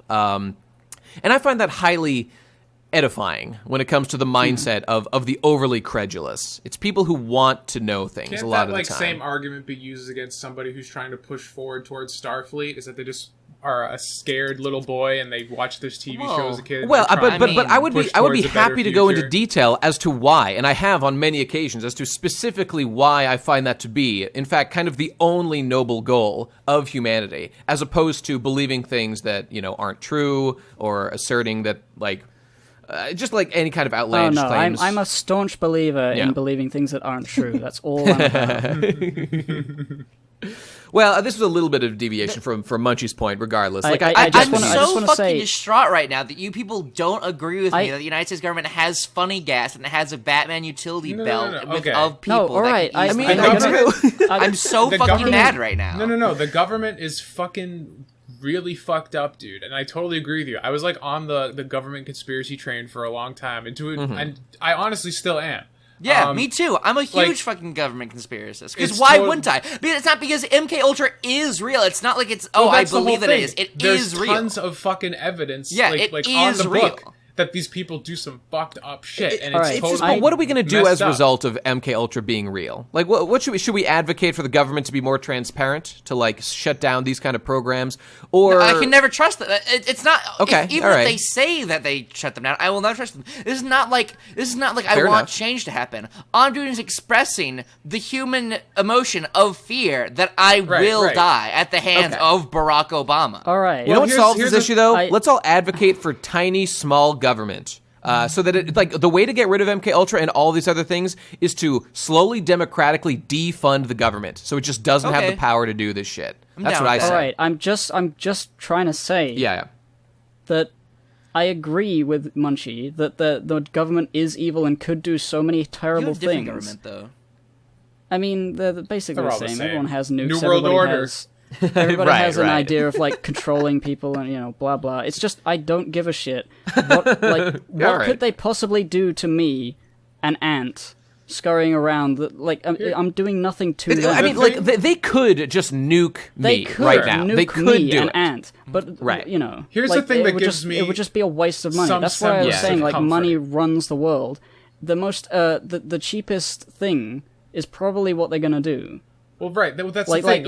even if like in the future, like I was saying, like humans are stupid. Even if they invent like smart robot AI people to like do things that humans can't do, that's not going to like immediately run the world, because it's going to be expensive to make stuff like that.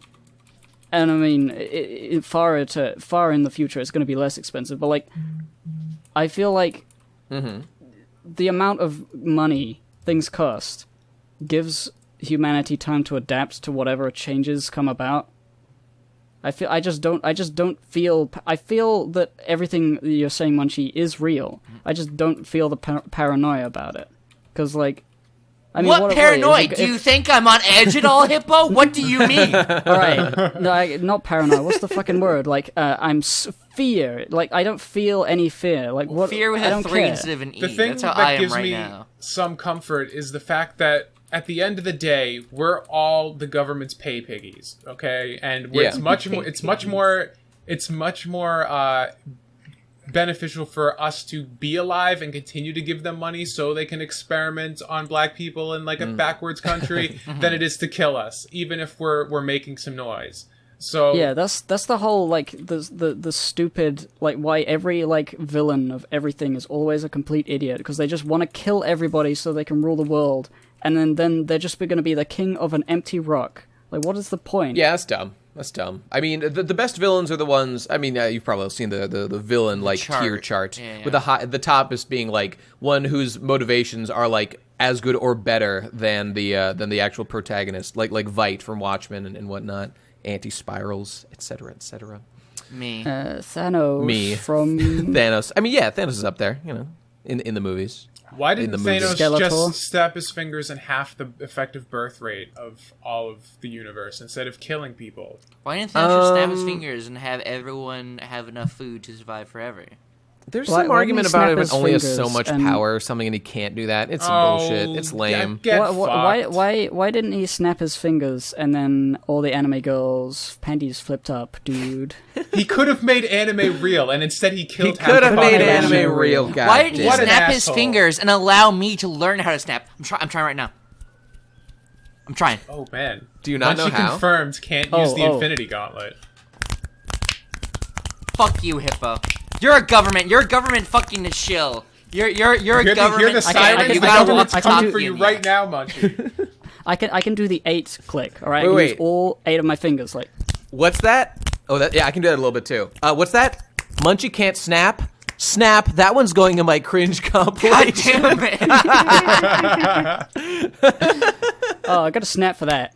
Yeah, thank you. Appreciate that. Oh, we're hey, a, Nate. Have Yeah? you ever found yourself on 4chan, like, as a reaction image? Because I did the other day, and it was really bizarre. I did the other day.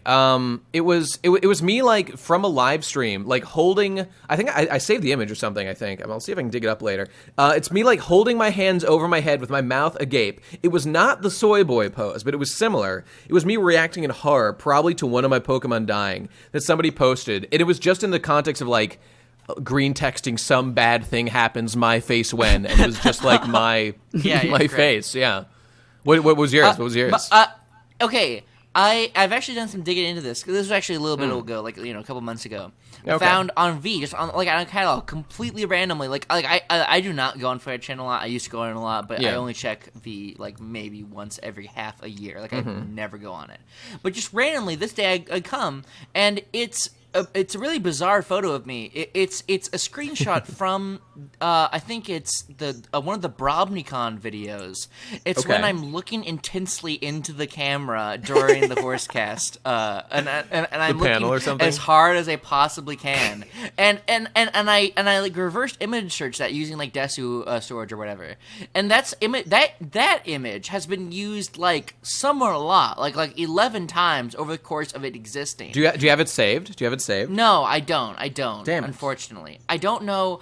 I'm sure you could 4chan, like search 4chan for Munchy, because I know that at least once it has been replied to with my name. Yeah. Okay. So I'm sure you could find it that way. If I can find out, I'll give it to Hippo to put in the show notes or whatever, or whoever's editing it. Yeah. Okay. I'll do the same with mine. I'm pretty sure I have it. Yeah, but anyway, it's really weird. Whoever is doing that, why? I don't mind. But I mean, if I were to be a reaction image, I could live with myself. That'd be a pretty good life. But I don't know. I don't know what's happening right now, and I like it. I like it, to be honest with you. It's funny and fun, is what I have to say about that. It makes me laugh. Being talked about on 4chan is sort of a mythical experience. Yeah. It's something about it, because it's really just a forum and whatever, but the it's sort of like the harsh community there is really interesting to see what they say, because they can be as brutally honest as possible, and you don't know who it is, so there's no one to get mad at. That's what I like about it. Yeah. How brutally unfiltered it is and completely unapologetic. It's just whenever I want the really rawest for shit, myself on that. I just go to 4chan. I don't go to fucking Kotaku.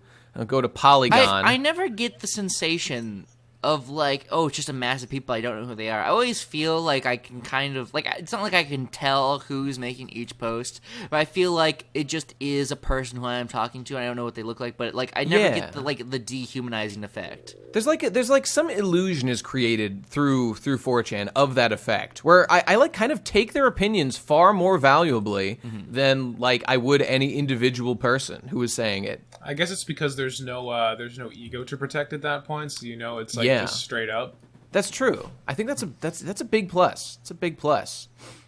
Yeah. I mean, there's kind of an ego because people can reply and say that's dumb. The accruing of views is a big currency. Everybody wants those sweet views. Mm-hmm. Yeah. I was in Hawaii recently, as you all know. Yes. And I was snorkeling for the first time in my life. And side note, I believe any animal can kill me: fish, pigeon, dog, rat, rabbit, anything. There's a lot of those fish and those snorkely things. It could very easily kill me. I'm talking about a little baby bunny. If a bunny, and shark attacks are not uncommon. If a rabbit truly wanted to, I could think of 7 different ways it could kill me. This is not a joke. Monty Python. If it wanted I was going to say Monty Python. Yeah. Oh, I've never seen that. But if it really wanted to, if it's got big buck teeth, it could kill me. That is true. Yeah. Yeah, I mean, if you stood there, if you laid down and you didn't try to run away, and you gave it 20 minutes to gnaw through your jugular, you might be in trouble. But, you know what, rabbits? Okay, this is completely different from what I was about to say. But rabbits are the government. I know they probably won't kill me, but they can. Therefore, I will never trust them. I cannot look at a bunny and not fear abject horror, because I know what it could do to me. It doesn't matter if it will, but it could. Funny. I recently started following a bunny Twitter as well, so my dash is full of bunnies. Is it because bunnies look cute, but you can't see their teeth normally? Yes, and I know that they have them. They're hiding it from me. It's like concealed carry. It's like a fucking mass shooter walking into a Target with a gun in his belt. That's exactly what it's like. All bunnies are wearing burqas. It's just terrifying. What's under there? We don't know. Okay, actually, okay, another aside besides the bunny one. I am so surprised that mass shootings don't happen all the time. Because, this will sound vaguely like gun controllers, but I don't mean it in a way. But if you are just a normal person, and you pass all background checks, and you're not insane, you're just a normal person, you can reasonably acquire a gun in America. So couldn't you just be normal and then just decide to shoot a lot of people, and then can't you you can just get a gun and then walk into a Chipotle and kill everyone in the Chipotle? There's nothing to stop you. I don't think there should be something to stop. I'm just saying, you could do that. So why doesn't it happen? I would imagine I would hear gunshots outside my day all the time. Well, part of being normal is not wanting to shoot someone. Yeah, mass shootings do happen in America. Literally, I think it's more than once per day. Throughout the country, which is pretty high. I don't think that's true. I think shootings probably happen, but not. Well, mass when I say shootings. mass shooting, it's like that doesn't involve like 20 people dying. It's like one or more people dying from like a public shooting event or something. True is not a mass shooting. Whatever. It's the terminology. Let me quickly interject. From what I've heard, I could be wrong, but from what I heard, those statistics, whichever say like about the mass shootings, they're overblown because they include people that like accidental discharges and stuff like that. So okay, that's possible. It's definitely possible. And this isn't like a guns thing. Go to the most gun-restrictive country on Earth. Go to wherever. Go to the country where they don't even have like any in London. Weapons, they have a lot of stabbings. No knives or anything. If you get a fork or like chopsticks or anything, it's so easy to kill people. Why is there not just death in the street all the time? Here, let me explain to the thing that you have just explained to us. It's because the bunny's there. The bunny is there, and everybody knows the bunny has sharp teeth. Yeah. So, like, and if you kill a person, the bunny will bite you. That's what it will do. So, like, people don't kill because they'll be attacked by the government. And the government is so much stronger than just, you with your gun. You'd have to be completely delusional to actually go on a mass shooting, which is why people who go on mass shootings are, like, mentally fucked up in some way. Yeah. Like, even, I'm sure plenty of people, we've all had fantasies about, like, I just want to kill XYZ person because they're annoying me right now. But some people, I don't know, I guess the difference is that some people are unhinged enough to then act on those pretty normal impulses. Way back, like in medieval, like probably pre-medieval England or whatever, people would, the way it would work, because there's no police, there's none of that, if somebody like has a fight, an argument with somebody, and they kill them, then that's just okay, like, oh shit, that guy killed that other guy.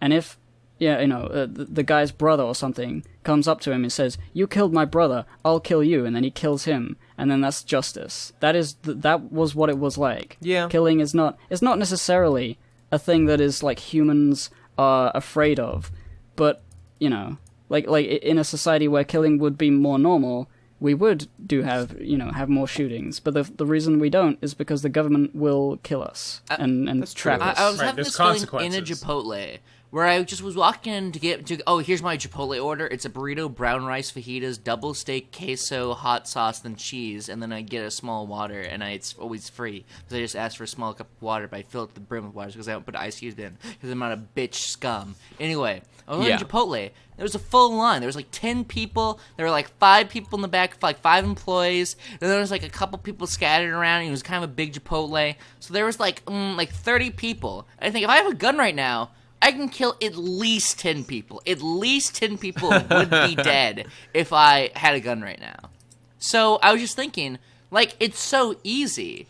Like, there must, like, it's like, it can't really be that think crazy to do. You're right. It is easy. It's just that most people legitimately don't want to shoot up an area. I can't believe that, Nate. I can't believe people don't feel the way I do. All I'm getting from this conversation is that Munchy really wants to kill some people. No, it's just, it's easy. No.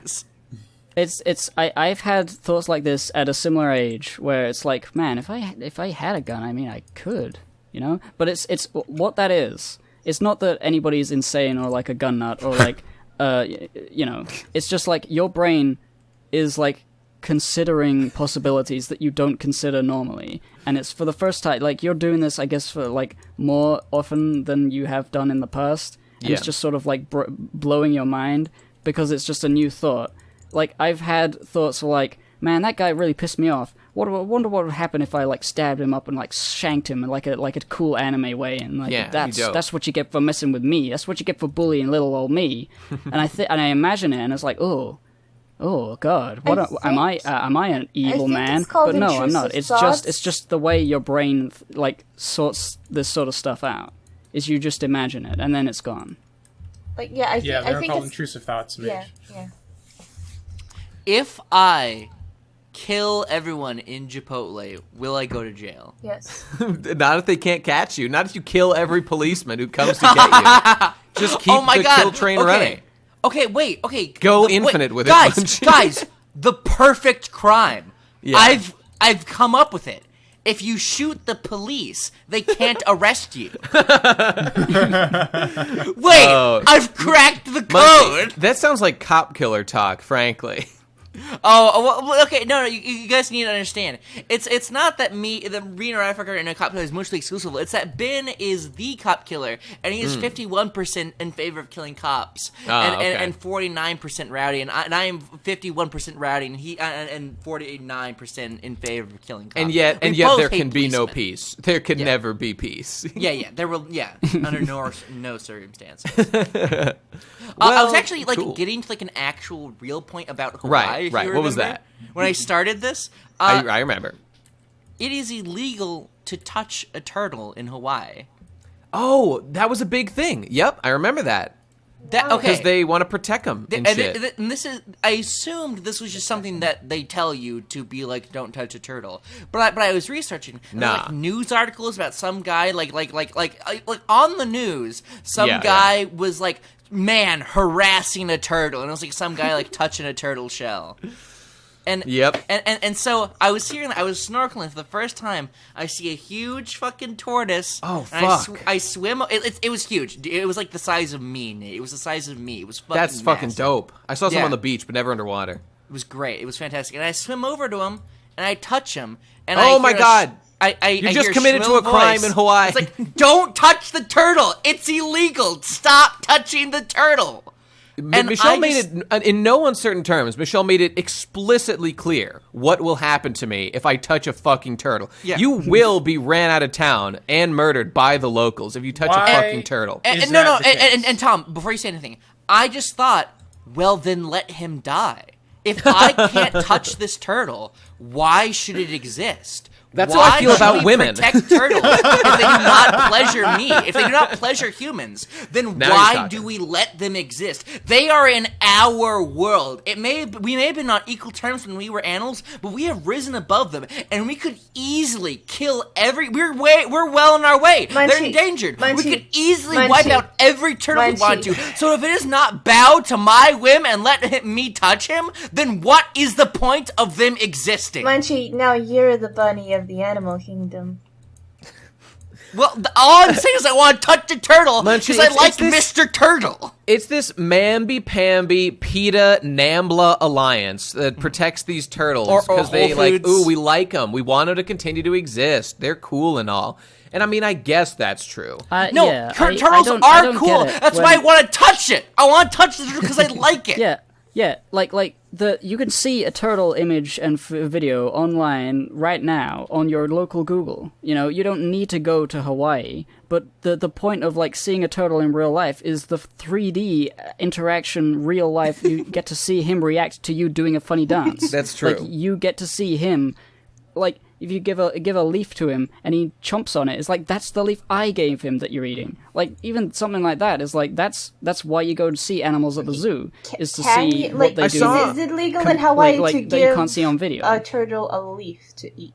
Oh, frankly, you're not allowed to go within some number of feet of a turtle. You just it's just stay the fuck away from turtles in Hawaii. That's how they're. There has to be a reason. Well, the reason is because they're an endangered species and they really want to protect the ecosystem. Hawaii is 100% hardcore about keep Hawaii as sick as Hawaii is agricultural now. Department of Agriculture shit around every corner. Oh, you have to sign those forms when you go to Hawaii that says I am not bringing in any outside plants that could possibly fuck up the ecosystem of Hawaii. I mean, to be fair, they've had a few issues with mongooses. I understand. Hawaii. That's true. That's true. But still, dude, did you see a wild mongoose out there? I saw a bunch of them. They were fucking awesome. They were killers. There's a contradiction here. Yeah. If you can't touch the turtles because they're trying to artificially keep the turtle population going. Yes. But you can't bring seeds because they're trying to make sure nature takes its course.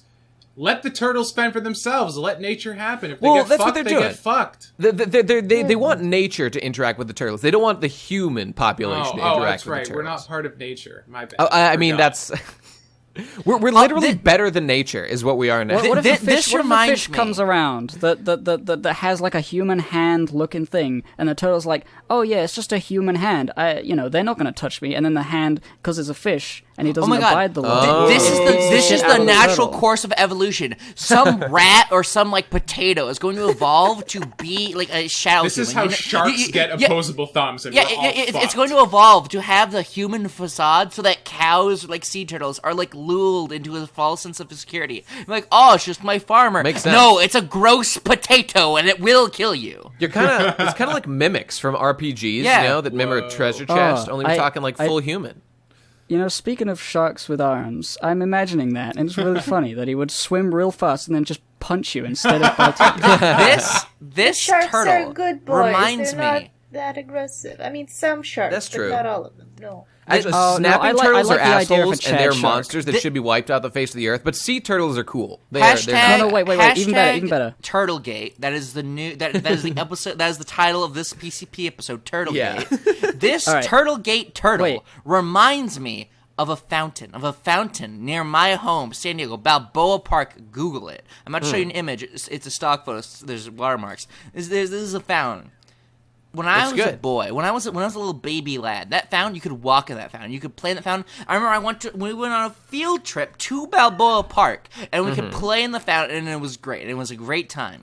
You go to Balboa Park now. Do not get in the fountain. Do not enter the fountain. Danger, dangerous. You can drown in this 1 feet of water. It's extremely important that God. you do not enter this water. Okay, and all listen. I can think is, then why is it here? Why do fountains exist if I cannot play in the fountain? If you get it is even despicable. Even if, let's just say, a baby drowned in that fountain. Let's just say that happened. I don't know that it did, but even if it did, it was why should that ruin everyone's good time forever? Okay, just That's my- just and a here's- quick- and here's the point. Hold on, a quick sort of Okay. point about the fountain thing. I'm not sure how fountains work, but I'm pretty sure they recycle the same water, so it goes into some pipes and goes out in the fountain again. So if someone, let's say, goes into the fountain and pees or whatever, and then they have HIV or something, then everyone in the fountain gets infected or Can you get something. HIV? like Munchy, that. wait, This is important California. question. Infecting people with are you- HIV isn't even a felony anymore, so it's fine. Okay, are you not allowed to go in the fountain, or are you discouraged heavily from No, going you're in the not fountain? allowed. You are not allowed. Okay, say that's what I thought. That's some bullshit. I think if a baby drowned in there, that wouldn't be the baby disobeying the rules. If there's a rule that you can't swim in the thing, a baby is going to not notice and fall and die, regardless of the rule. I wouldn't. It's up to the parent to make sure the baby doesn't fall in. Yeah, it's it up to doesn't the make any parent. sense Yeah. to have a rule about it. Mage, to respond to your point, if someone I'm not saying there should be rules to play in the fountain. If you want to have a no peeing rule, I understand. Yeah, that's fine. But the fact that no one is even allowed to interact with this fountain in any way, like that far-fetched HIV pee scenario. You know, when I pee, I spread my HIV. I piss on every animal that I can see. I gotta infect as many as I can. It's like a video game to me. But still, that will probably never happen. But even if it does, in that one scenario, that shouldn't affect the 99 other percent of the population. I was just playing devil's advocate, Munchy. I Sure, do agree. no, with I you understand. that- Hey, Yeah, I got here's a great example of some, though. In Hawaii, the beaches are public, as I said. There are no lifeguards, and you can go to any place where the water touches the land. You're allowed to just go there, because it's all public. So, among the places we went to, me and Michelle went to, this big, huge, rocky fucking place with incredibly huge waves, and we just went in the water, and you can just die there, and people do all the time, but we just didn't give a fuck, and nobody tried to stop us, and it was great. And I want to do that all the time. Let me die. Let the evolutionary process take its course and wipe me out. Completely. Right? I would agree. You know what? It's except these for the meddling. fact It's that- these meddling moms. It's fucking meddling parents. Fucking helicopter parents that only have one fucking kid, and I care about my kid so much. Your child should die. Just across the board, your child should be dead. But specifically, danger is good for people. You should have to face danger and be responsible for yourself. These fucking nanny state cowards expecting why isn't there systems in place to protect me from every danger in the fucking world? Maybe because we can't afford to protect you from every fucking problem that exists on the That planet. they're doing it out of a genuine care. It's because it will reflect badly on them. I'll be a bad parent if my kid gets fucked up. I'm sure I there's don't some of wanna that. I'm sure take there's that some of that. responsibility. Disgusting. Little baby. People are weak. In regards to into the dangerous rocky area, I think most people with sensible senses will see that it could be dangerous. But sometimes something looks fine, and like there's a weird current, and that you could get dragged out or like dragged against some rocks and die in a way that, like, I don't think there should ever be a rule to say you can't swim there. But there should be signs up if something is like kind of dangerous. There are signs. I can agree with that. There's signs up on every signs. beach in Hawaii. Every beach I went to, there was like a "you will die in this water if you go to it." Meanwhile, well, there's all right. like 50 people there. Then that's good. I think we can all agree that makes a lot of sense. Yeah, People, yeah. But I would say that like it's Education, not anyone's not legislation. That's my indeed, motto. And it's no one's responsibility to make sure you're safe. It's your responsibility. Like so, you've got to just I don't know. Like, sure, we want to rely on each other and, like, share knowledge about, like, this beach is safe, this beach is dangerous, people have died there, so, take that into account, and then go be free, and then go live your life, and do whatever you want. That's what I dream of. Yeah. All I'm saying is that I am agree, not dog. allowed to touch this fucking turtle. I don't know why Hawaii even fucking exists. We can easily nuke Hawaii. We can finish the job we fucking started, and it could all be gone. It could be under fucking water. If you do not let me touch this turtle, then why do you Look, we exist, can play a Hawaii? subtler game here. We can play a subtler game. Let's just provoke North Korea a little bit more, and get them to do our dirty work for us. I'm ringing up old Kim Jong right now. We're gonna make Today I right learned now, baby Hawaii's turtles destroying are Hawaii. Get those penises, volcanoes and they have and shit. foreskin. Oh yeah, we can just make the volcanoes erupt. Easy. That being said, I love turtles. They're my best friend, and I'm good. king of the turtles. And they have elected me as their president/god, and I rule over them. But you So can't I think, touch them. due to my newfound superiority when it comes to communicating with turtles, I speak for them and myself when I say that they love to be touched, and they want nothing more than to be my personal pet. You should get a turtle or a tortoise, rather. I will. They're I pretty mean, good. turtles are really the optimal state of everything we've talked about. Think about it. They have a shell, so they can hide from the prying eyes of the government, and they can go off grid and live wherever they want because their home's on their back. Oh my god, guys, okay, idea. Like, hashtag idea. This is even better than my shooting cops idea. Hashtag idea. Okay. If Damn. you hold on to a turtle and you let him carry you away, then you'll be in the ocean and no one will be able to find you. So you can live off the grid with turtles. Damn, that's smart. Well, is it fair to say, Munchy and everyone, that the summary of this segment is basically, I like turtles. Is that? Yeah, I think is it that, is. Is that, That is that kid was a good meme? juggalo, He had juggalo mask on. I thought it was like a Oh my zombie. god. Okay. Hashtag idea again. I'm just fucking. I'm rapid firing this shit out right now. I'm having fucking brain blast of a brain mush. I am baby Einstein right now. All right. Instead of juggalo face paint, it should be called juggalo face, like blackface, because it's just as offensive. If you aren't a real juggalo putting on juggalo face, then I don't want to fucking see you anywhere near me. Yeah, that's good. I Stay agree. a half mile away at least. I find like the equivalent would be like somebody who just has a skin condition that makes them look like a juggalo, because like blackface is them putting on makeup to make them look like something else. Yeah. And a juggalo puts on makeup to be themselves. But if you don't put Whoa. on makeup and you just have a skin condition that makes you look like a juggalo, that's offensive. I agree. You need to be purged. Okay, do we all agree that human happiness comes over all animals? Do we not agree Yes. with that? Okay. Well, actually, I would say it's a little more. If we ever found an animal that had a human-level sentience, we would need to sure. incorporate Okay. that. Yes. But I But yeah. mean, sentient life equals greater than like Yes. a fucking cow or something. 100%. Okay. So I should be able to Yeah. do whatever I want to any animal at any time. I don't want to kill animals. So I'm a nice guy. I'm not going to hurt it. I just want to be able to touch it. That's Well, all like, I'm saying is that I I am a good sure. person, I'd and sacrifice I all alone think should of be able to have any domain kind of over the day, tortoises. honestly. I suppose the counter argument there would be is that like animals are part of like the ecosystem, and that if you brazenly destroy them, like you're inadvertently fucking up your own happiness. Yeah, 'cause, like, it's I'm it's pretty not happy about that it's no not one about heard the what I just animals. said. It's about like other people who live there want to enjoy turtle culture, and they don't want you fucking it up with your radical right wing ideas about reforming the government, the turtle government that is, and overthrowing shit. The turtles need to secede. I think they need to get their. They own need to independence. see I'm into looking at the Baby Guys, ocean. can you Turtles hear right me? now. Just a quick question. It makes me happy. What was Yeah. that, Mage? Okay, I'm just making sure you could hear me. Okay, because I said something and no one heard it, and now the only. Oh no, only we the just thought it editor- was shit. No, we didn't hear. No, but only the editor No, will know no. what I said. So have fun. Okay. All right. Guys, we've been fuck. talking forever about this bullshit. Maybe it's time to move on to Yeah, can we to calls please- and stuff. I think it's time. Please, I think it's God.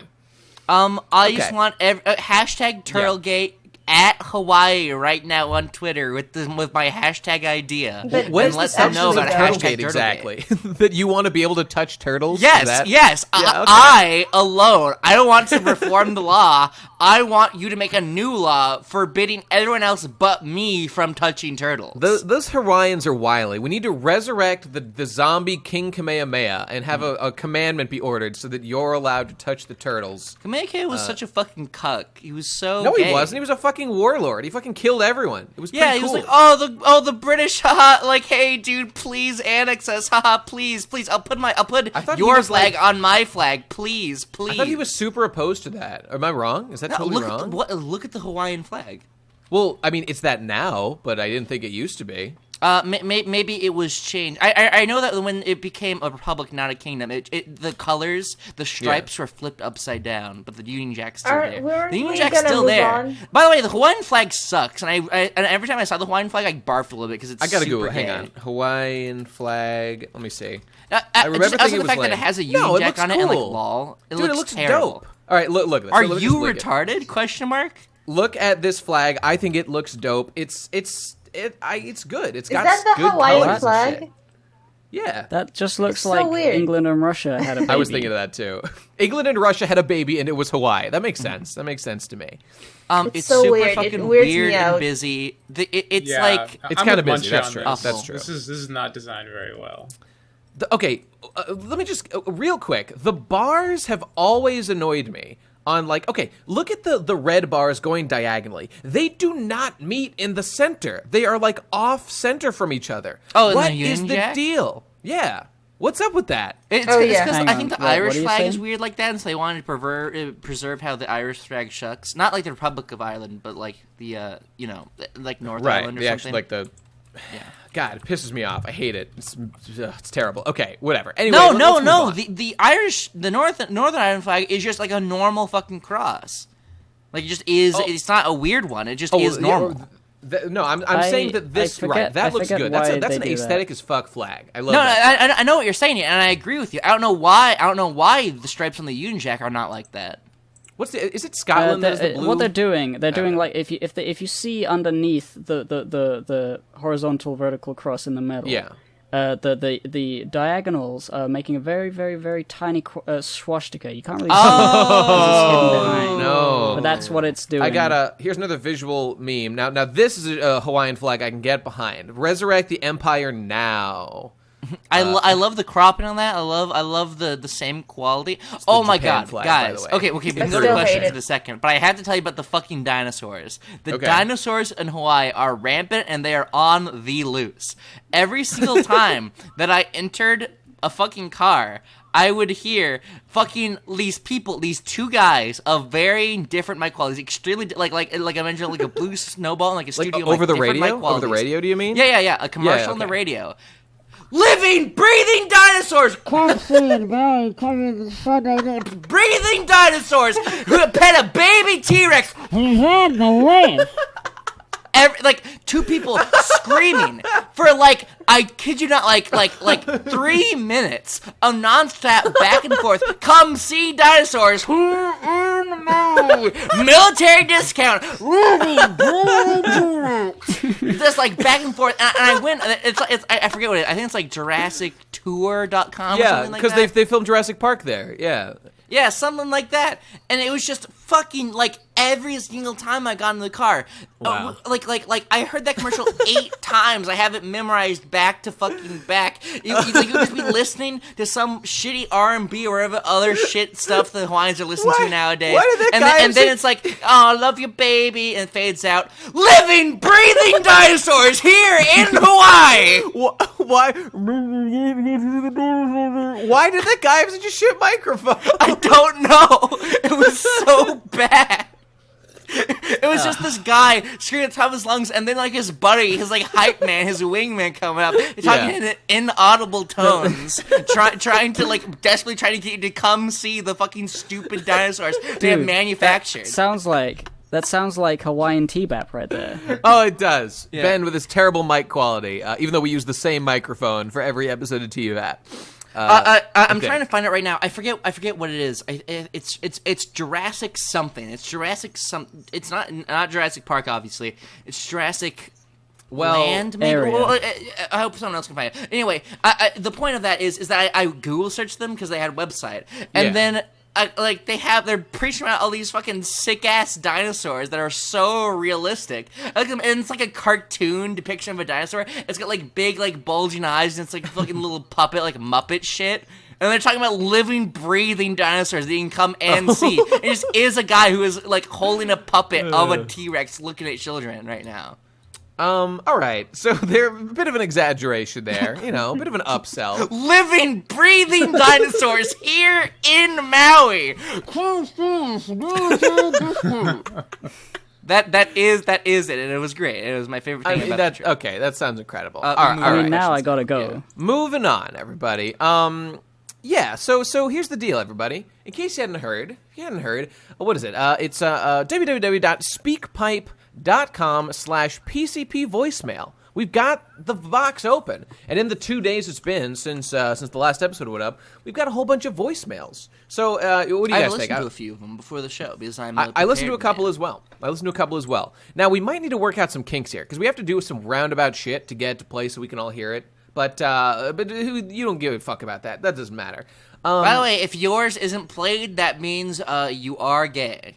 I did not click on these to quality control, which are good and which are bad. I will be doing that in the future. I just was busy with this. Yeah, okay. But I figured touching turtles and all. Indeed. Let's play the very first voicemail that we got from a little boy with a big dream named Connor. Let's see what he's got for us on this edition of PCB Voicemail. Here we go. Look, I have a 3-step plan for how you guys can make this show so much better. What you need to do is you need to get 5 different recordings of everyone except BGE saying, yeah, okay. And then just, you guys don't have to appear in the episode. And then we can just have best guy ever yelling at the top of his lungs. Sample that for about 2 minutes, and then repeat it on stop. And then you've got the new episode. You guys win. You can just take all the Patreon money without having to do anything. So yeah, that's my 2-step plan for how to make you guys rich quick. Bam. Okay, first of all, that's Pretty how good. we do the PCP AI that we talked about. We just get recordings of all of us saying nodding in agreement, like the sound effect of us moving our heads up and down. And then we get the words Starfleet how, and then we just have them repeat over and over again. Starfleet how, Starfleet how, Starfleet, and then we just have that play, and then us nodding in agreement. I just like the idea of Nate doing a thing, and then every so often our voice saying Starfleet how will just talk over him.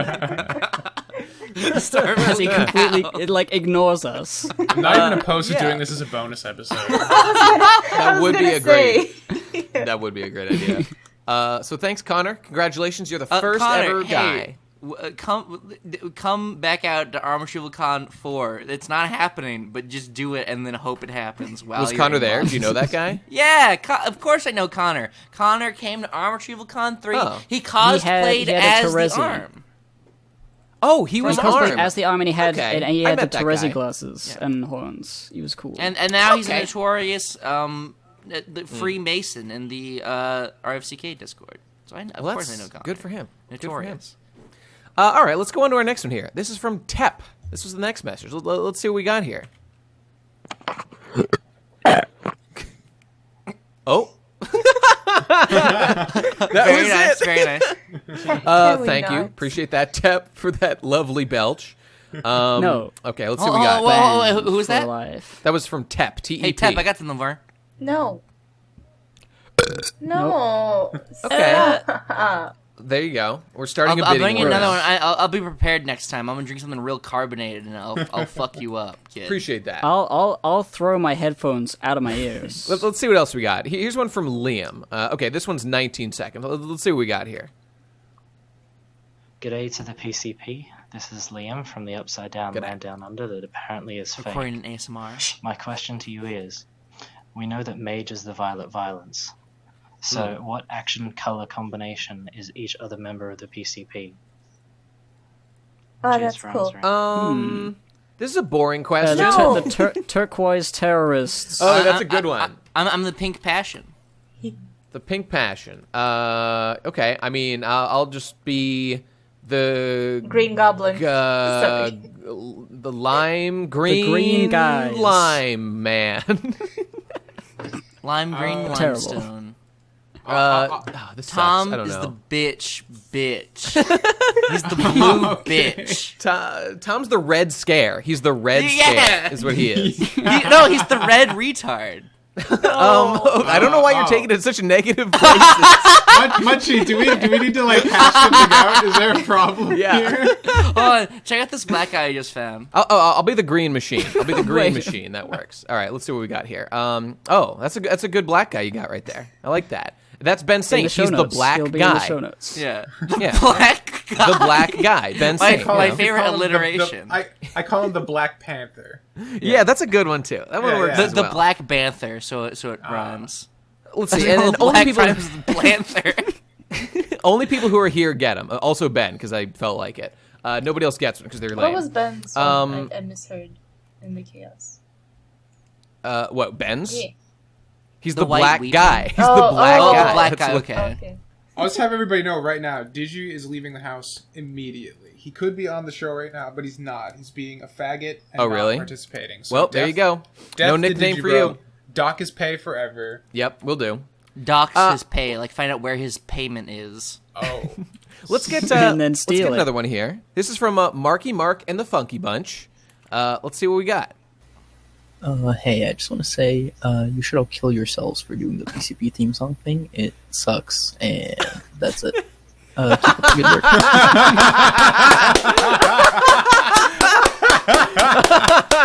He's saying what we're all thinking. Now, I assume The he's true in hero. the loud camp of naysayers who are being like, oh, the second one should have won. Why didn't that one win? Arkin's was better than Sasuke's. Sasuke will pull a fucking Susanoo Genjutsu on your fucking ass and turn your asshole inside out in an illusion. Is and that then the are number every- one? setting- I haven't listened to the thing yet. And Arkin's got second. I Yeah, got really second. wanted... Because I voted for Arkin, and I wanted... What I thought is if his isn't the theme, we should do a channel trailer to that.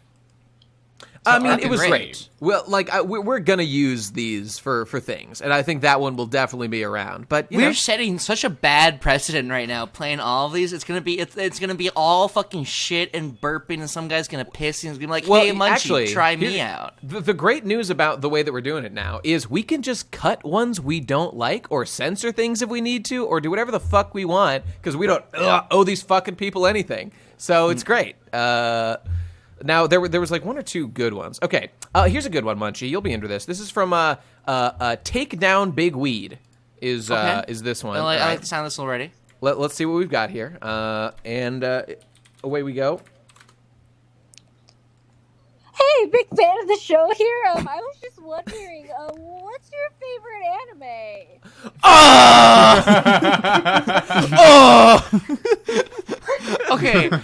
Okay. Voice actor hired immediately. Whoever you are. If I ever make like a children's television show, you will play the main character. I loved it. I loved every second of that clip. Thank you for participating And you guys said in history. you guys said the anime shit questions would never pay off with a punchline. Well, Eat your words, Who friends. said that? If you think this Literally, is the who end of said it, that? you have no idea what the fuck you've just bred. Now that they know that they can get on the show and make us laugh by saying, what's your favorite anime? Every fucking week, we're gonna have some dumbass be like, what's your favorite anime? Well, Munchy, It's a really already funny a meme. voice. You What are you said gonna do? you're It's gonna already a quality meme. control, right? So like you can just We can cut them. Yeah. We can cut them, fam. Or we can screen them ahead of time and not play ones that are shit. We can do whatever we want, Or man. we can scream at them Scream at as them. they happen. Okay, that one was good, but I've got big expectations Her for our anime boy. is Kari Kano. That's a good one. All right, here's XXX My Epic favorite Gamer anime is Cars 69 3. 420 XXX with an epic question. I've no doubt. What do we got? What do we got here? Hey guys, Epic Gamer here, and today I'm going to teach you how to become an epic gamer. Step 1, you need to learn the 2 tenets of gaming. Number 1, abusing women. 2, now on to step 2. Now you'll want to get your battle station swept up.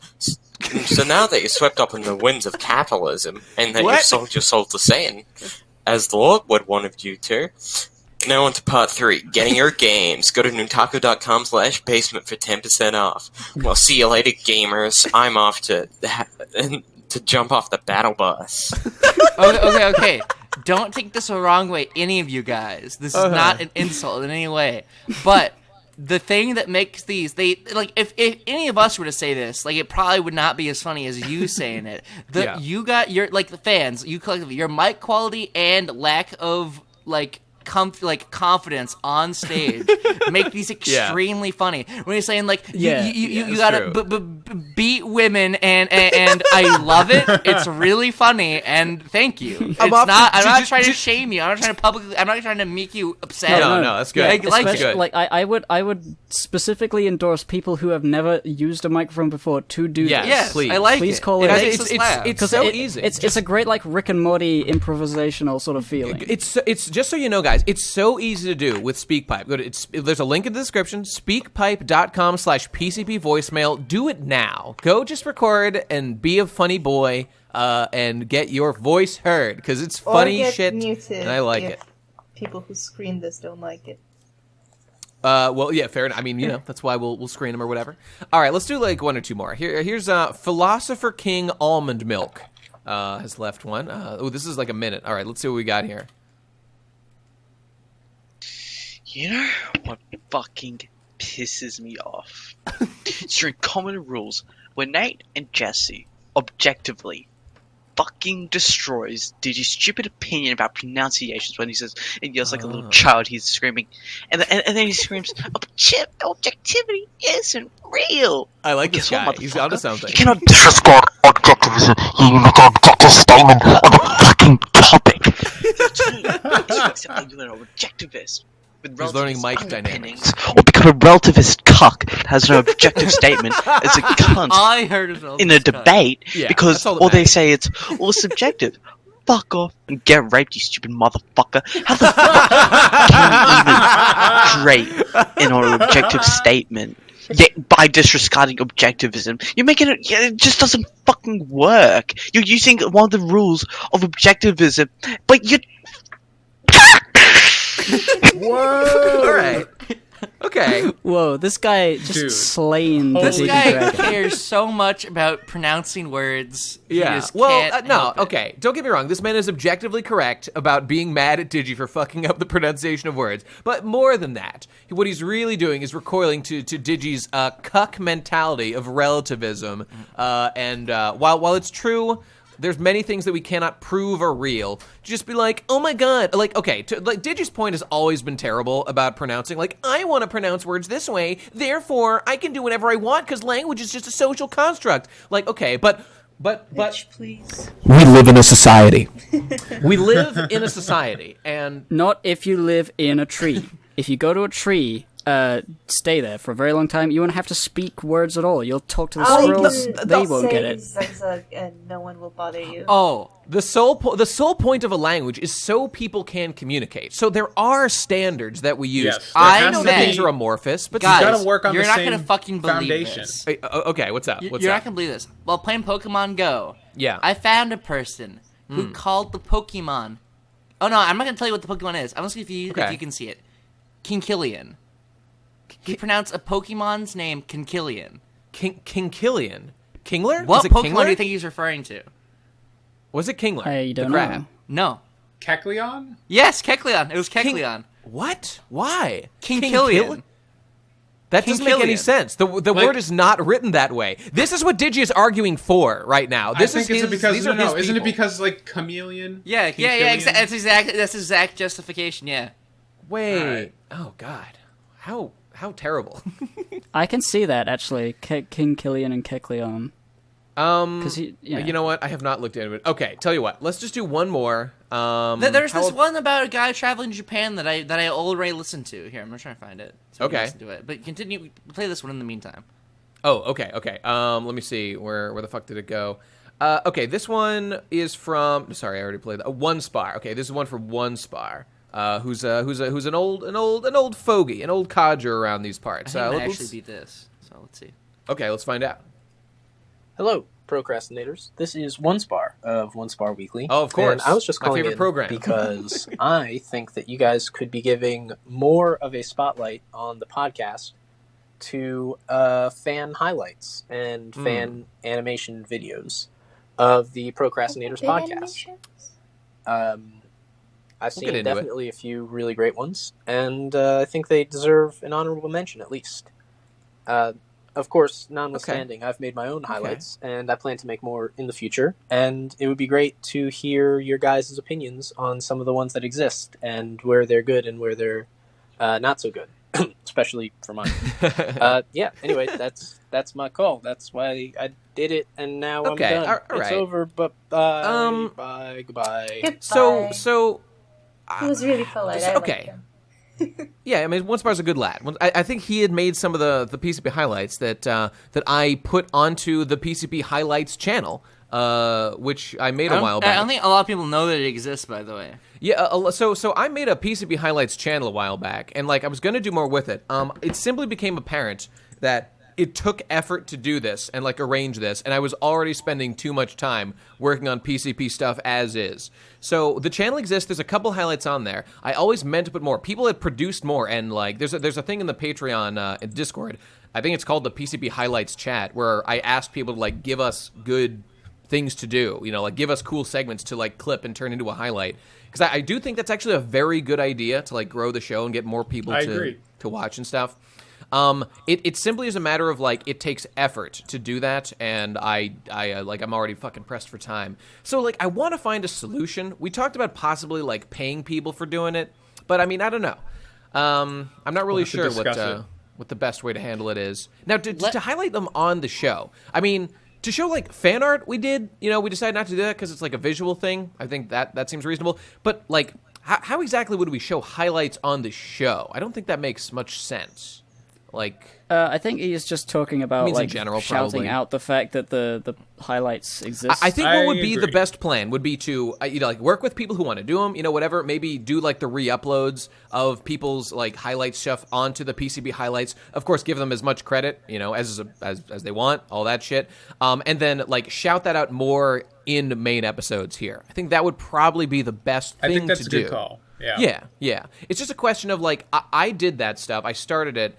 I didn't do much, and I always wanted to do more. And ideally, if I had infinite time, I would. I just looked at his channel. He did so many highlights. Yeah, he did. He's fucking done a bunch of them. Oh, thank So here's a quick shout out to celebrate the more. Onespar. Go check out his fucking his channel on YouTube. Onespar He's done a bunch Weekly. of cool shit. There you go. We should listen to one more by Jamie. I don't know if you have that downloaded, but I listened to Jamie's beforehand, and I liked it, and I think it's important that we have it in the show. Jamie, I have it right here. Okay, let's give it a listen. Hang on. Over here. Okay, this is like a real one. A real one. All those ones were bullshit up to this point. Let's hear the real one. Real ones recognize real ones. Here we go.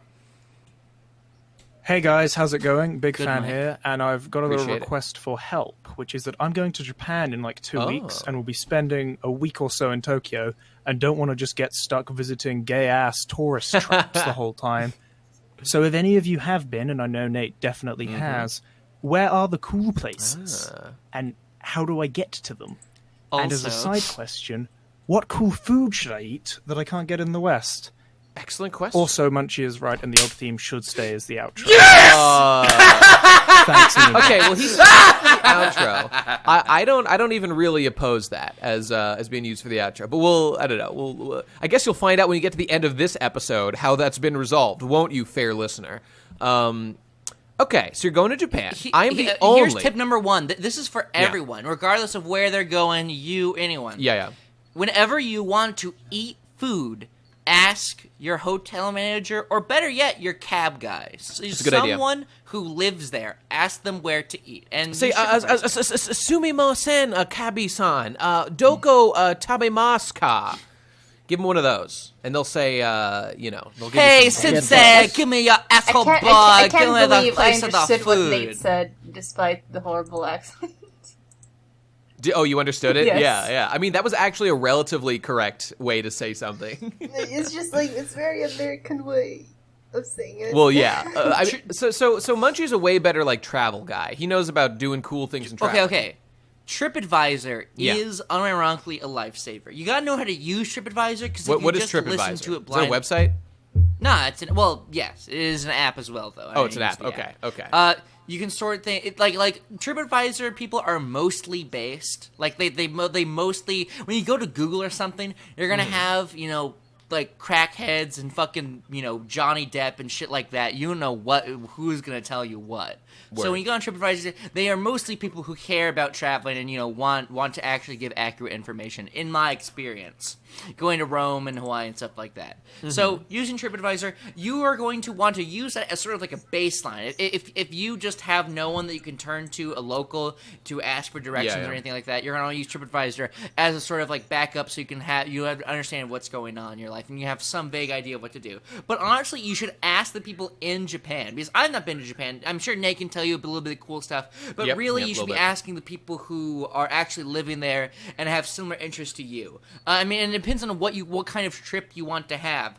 We should give us some more details. I don't really know if there's an Eiffel Tower or anything like that in fucking Tokyo Tower. Go to Tokyo Tower. It's modeled after the Eiffel Tower. I think. I don't know if you want to go. I don't know if you want to go see monuments like that, or if you just want to have a good time in a foreign country and learn what it's like. Restaurants, the most important thing in your fucking trip is eating good food. That is the most important thing in going to any country, is eating the food, and the real food that they eat as well. You don't want to eat fucking hamburgers while you're in Japan. You want to be eating, ramen or fucking, whatever the hell they eat in that fucking fermented shark, Johnny Depp, shit like that. So you want to go there and you want to have some fried Depp, and that's what you want to do. Have ramen, because I like ramen. So find out what good restaurants there are, and Nate, you probably know more specifically about Japan. I mean, I can give you some of the good shit. I mean, you gotta go to. You're gonna enjoy. I think just hitting up. There's what's called the 404 Square or something. You're gonna want to go to downtown Tokyo and just walk around because there's dope shit. It's really cool. It just looks really nice. Go into some shops. Go to Uniqlo. They got good shit around there. You're gonna want to go to Akihabara. Give yourself a day or 2 or 3 of your trip, I would do, to simply go to Akihabara and walk around, because it is gigantic. And here's something important you got to know about Japan. A lot of the cool shit has small signs out front, and there's small passageways to get back into buildings that host 20 different businesses in it. And then only once you get inside do you see how there's so much dope shit hiding behind the storefront or whatever that has other advertisements or whatever. So I would say do some research and find out cool things you might want to go to. You should check out Super Bunny Hop just made a video on the game. What was it? It's like video game bars basically in Japan and how they're having tough times. That's just a quick video to watch that's educational about the nature of this stuff. I'd check that out because that's helpful and interesting. One thing you definitely should do is learn a little bit of the history before you go there. On the plane ride, it doesn't take a lot of time. You don't have to go get a fucking history book or something. You can just do some fucking extra credits or some baby shit like that. Just learn a little bit of the history of Japan, where you're going, where you're staying, because learning about the country in which you are inhabiting is probably the most important thing you can do. I mean, that's the reason why you're going there, isn't it? Throw that in the trash. That doesn't matter. You've seen anime. You know everything you need to know about Japan. I forgot. Yeah, that's right. But just I don't know what it's really like in Asian countries. I've never been there, but if they have equivalent to like European style monuments and stuff, read all the monuments. Shinto shrines. Check out some Shinto shrines. Yeah, dude. check out. Play Pokemon Go. It'll help you find all the monuments. Catch a Farfetch'd and trade it to me. Don't Oh my forget god. to do that. Okay. Real fucking talk, Jamie. Real fucking talk. I have got a Mr. Mime and a Corsola with your name on it if you get me a Farfetch'd. You can have a fucking Corsola from Hawaii from me, your god king, if you give me a Farfetch'd. Hang on. Are you saying are Corsolas exclusive to Hawaii or something? No, they're exclusive to the equator. Oh, fuck. I didn't know about that. God damn it. I would have caught one if I'd known. Oh, hey, Nate, I can give you one for a price. Oh, no. Have you ever heard of a blowjob, Nate? Because you might need to get pretty familiar with that. Here I go again. You wind up in jail. Anyway, Jamie, I wish you all the best. Learn about Japan, understand it, ask the locals, and don't be afraid to go on a tour, but do know that you should be picking tours pretty smartly. It's kind of hard to know what tours to go on if you're just starting out traveling. Yeah. But don't go on tours that are too restrictive. Don't go on don't go to like a general Tokyo tour because you might not see. Just go to pretty specific things. Tokyo's gigantic. So focus tours. Focus tours are good, and just learn as much as you can while you're there. Learn about the culture, learn about the people, learn about the history, and that's what you should do. Here's just some tangible things to keep in mind. Just rapid fire. Here's what you do. Go to Don Quixote in Akihabara. That place is famous. You're going to want to tell your friends you've been to Don Quixote in Akihabara. It's cool. Go to a maid cafe. I regret not going. Go to a maid cafe and enjoy the experience, and you will be a true anime boy. Just do it. Don't pussy out like I did. I'd like to go to a cat cafe. Go to a cat cafe. They got those. Those are cool. You're gonna want to. Okay, I don't know how old you are. I don't know what your deal is. I don't know if you're going with family or friends or if you're going alone. Yeah, that changes the whole experience. It absolutely does. Because I had some of my best times in Japan at like 5 a.m. at Roppongi, which is the red light district, like the club areas. Go there, get wasted, and go to Gas Panic if that club still exists. That was a dope place. Tell them Nate Bestman sent you, and they'll let you into the VIP lounge. That's a lie. Nate that will not work. Come, Gas Panic, Nate Bestman. Oh, best guy ever. Oh, Ichiban, America Jin. Hi, ski desu. Yeah, hit him with one of those. I just checked it right now. But I will tell you about a company. This is free advertising. Please unironically sponsor us. The company Secret Food Tours. Ooh, that sounds good. The best fucking time I had in Rome. The highlight of this trip, not a joke, was this tour by fucking Secret Food Tours. Link in the description or whatever. Mm-hmm. They do not have one for Tokyo. It doesn't seem like they have stuff like Hong Kong, but you're not going there. But not just you, but anyone who's traveling soon, search for Secret Food Tours and see if they have one in the place that you're going to. Because it was fantastic. You go around to local-ass, real restaurants that locals go to every day. It was fucking delicious. You could have little samplers across the entirety of, Rome, in my instance. You just walked around Rome, and meanwhile, your tour guide tells you about daily life in Rome, what it's like to live there, the history of, what everything is like.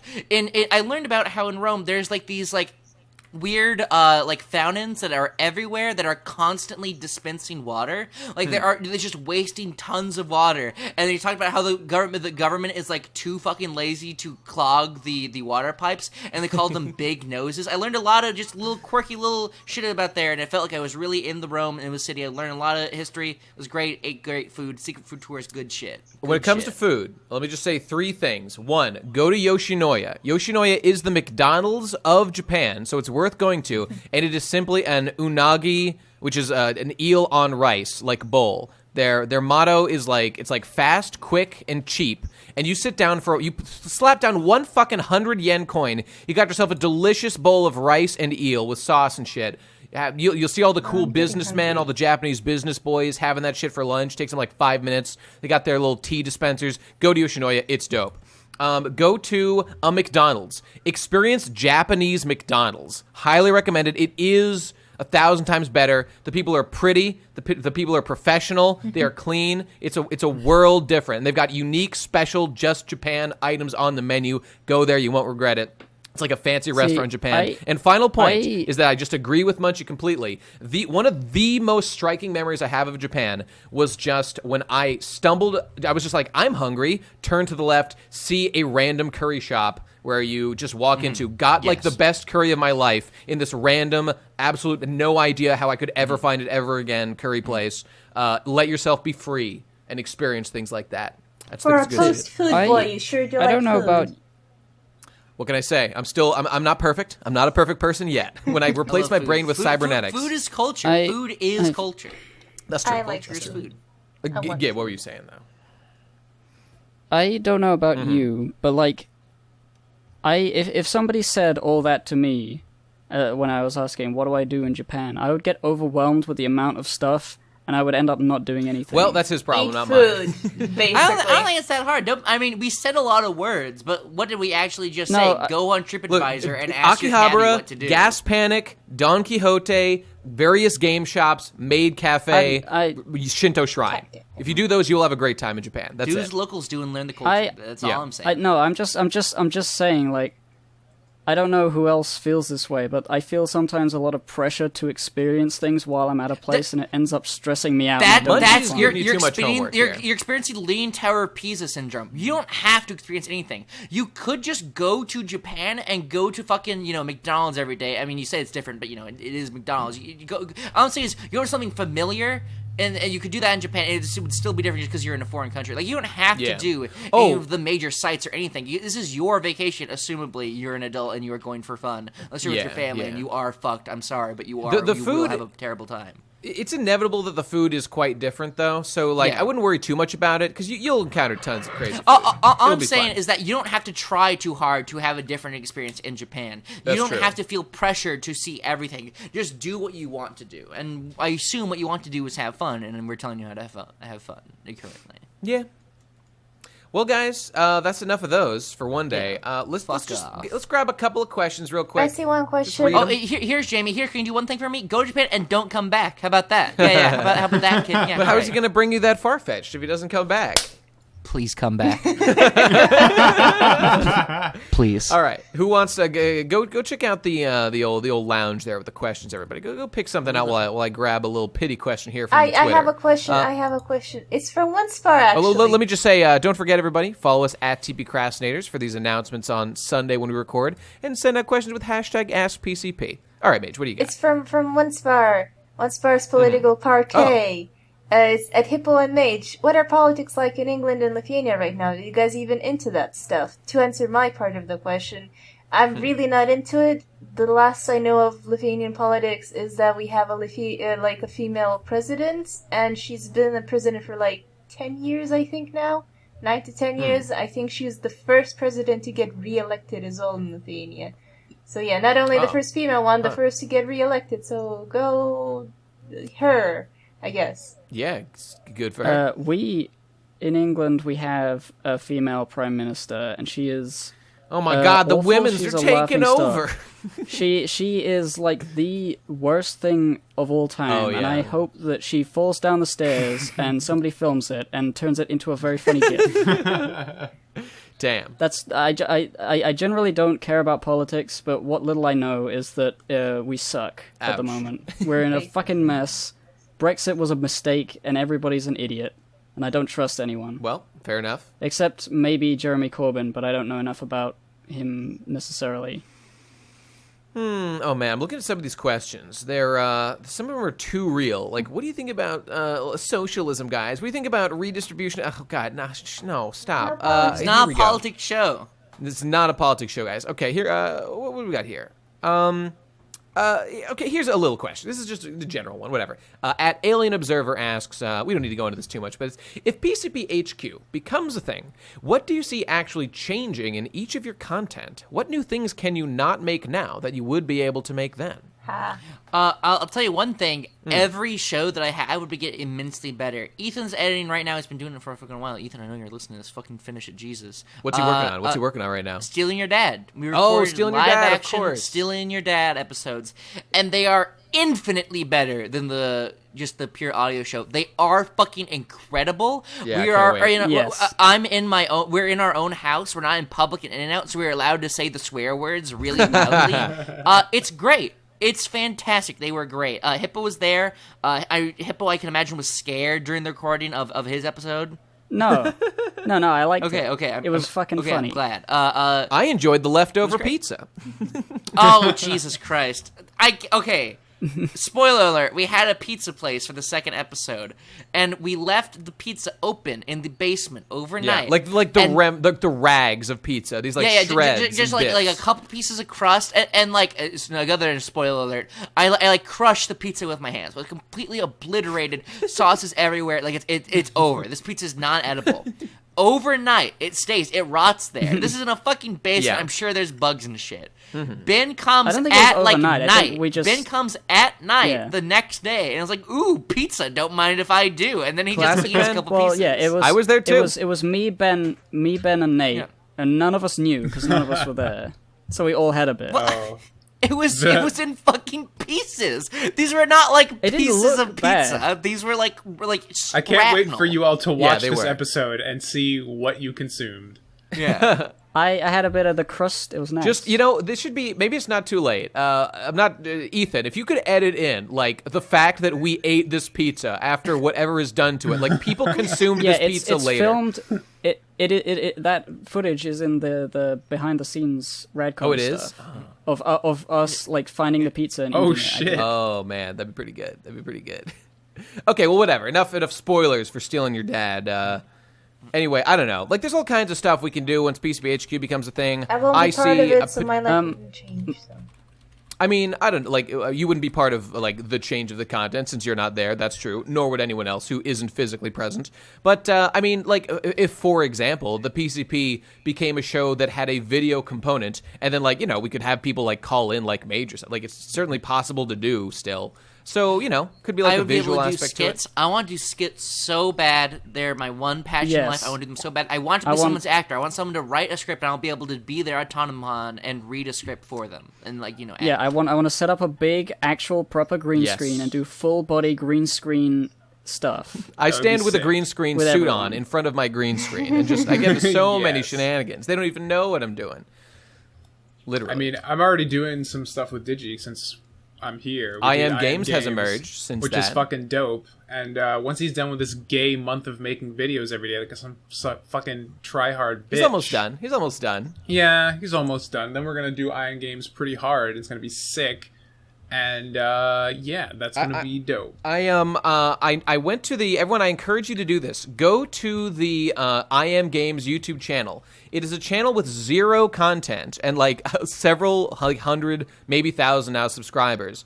And I went to go to the discussion tab and post your feelings, your strong feelings on I Am Games. Yes. I put the words "put me in the screen cap" on the top of the discussion board, and I encourage everyone else to tell them how it's your favorite YouTube channel with zero content. Yes. Yeah. There's well, already if you go- the shirts are selling like fucking hotcakes. They are. You gotta get on that shit. We You know also what it have is? we have a new design. I don't know if you saw the new I Am Oh, really? Games T-shirt. In addition to the I Am Games and the I Am Games After Dark, which is just black, white text on a black shirt instead of black text on a white shirt. We also have the JoJo meme shirt, which is Yes. quality shit. It was a very painstaking design process. Lots of back and forth in the design Sure. process. But at the end of the day, the pink Comic Sans with a bright green glow that just says JoJo meme in all lowercase just seemed like the perfect representation of our vision Listen, for the product. don't take our word for it. Listen to Steve. Steve Am Games after this. After the release of I Am Games, Steve Am Games. Yes. Just Steve was the that's all I gotta be person honest. to want a shirt. I gotta be honest. The whole like selling the shirt before making the thing, this disgusts me and I hate it a lot. for various reasons, it just makes me upset. Well, It's like the you pre-order like culture. As someone who supports Jeremy Corbyn, I'm not surprised you don't like capitalism. Anyways, moving on. Tom, are you making those shirts, or are you like getting them printed somewhere? Well, we have them on Redbubble and Spreadshirt, but the first run I made in-house. Oh, okay. So cool. Everyone who got one from that first run were handmade and shipped out. They were made with love. Over 1,000 shirts buying sold, things right? for, Over 10,000 shirts sold, right? Yeah, I'm easily. sure. It's just that it's money spent. Actually, I can't talk. Why not? I can't talk. I bought the fucking drill book of just his But tweets. but it is a book. which It's is like, I arriving mean, that soon. is the content. You're not like. Well, yeah, I mean, it's just like buying a shirt because it's funny to buy a shirt so quickly after the creation of a thing that you're not really a fan of, but you think it looks cool, and that's why you buy it. Like, I get it. Isn't that why you buy clothing? I don't buy things with things on them. I don't like shirts that have text on them, and the fact that like 90% of commerce is t-shirts with words on them just makes me sad in general, and the fact that this is like a big thing that people are really... Yeah, that's true. I just makes me want to crumple a paper cup. Oh, fair enough. But I mean, see, You're like I'm not Arthur that mad, from but the I'm episode mad of enough to Arthur. crumple a paper cup, but not enough to like smash like a steel gird. I Am Games has made Gibbon I Am Rage, so... That's true. What about... I am Myth. All right, well, enough of that. From Oblivion Fault, what song would you listen to during the apocalypse? I hate my life and I wanna die. I don't got no iPhone. My heart is breaking thinking suicide. I ain't got no iPhone. I would listen to that. That's a pretty good one. You ever listen to that Trisha Paytas song, I Hate My Life? That's a good one. Just imagine some like fat, mukbang eating vlog YouTuber who with severe depression, who's constantly being discarded by the men in her life, just sing a song about how she hates her life, and then immediately the next day releases a song about how Jesus made it all okay.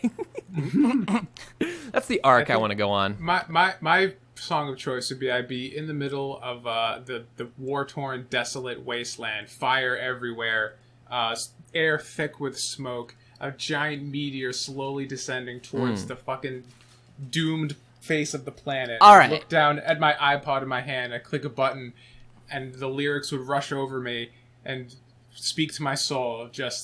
I just want to play video games. Yeah, that's as the one. flames engulf me. Black Hole for Life, or whatever they were called. In the Boston Institute of Contemporary Art, there is a VR exhibit, like piece of art that is you put on the VR and you live through the apocalypse and you get to see yourself go to hell and stuff like that. Is that true? Yeah, you What get the to see everyone die around you. That's incredible. Yeah, it's great.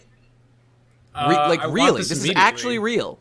Yeah, this is actually real. It might be gone now because it might have been part of an exhibit that is gone now. But I was there and I got to see the giant tidal wave crash over myself. The best part about it is that because it was made for this museum, you start out in the museum where you are presently standing in real life, and you get to see the wave actually crash into you. That's dope. Yeah, it's great. And then you get to see yourself go to hell and get eaten and shit. What's hell like?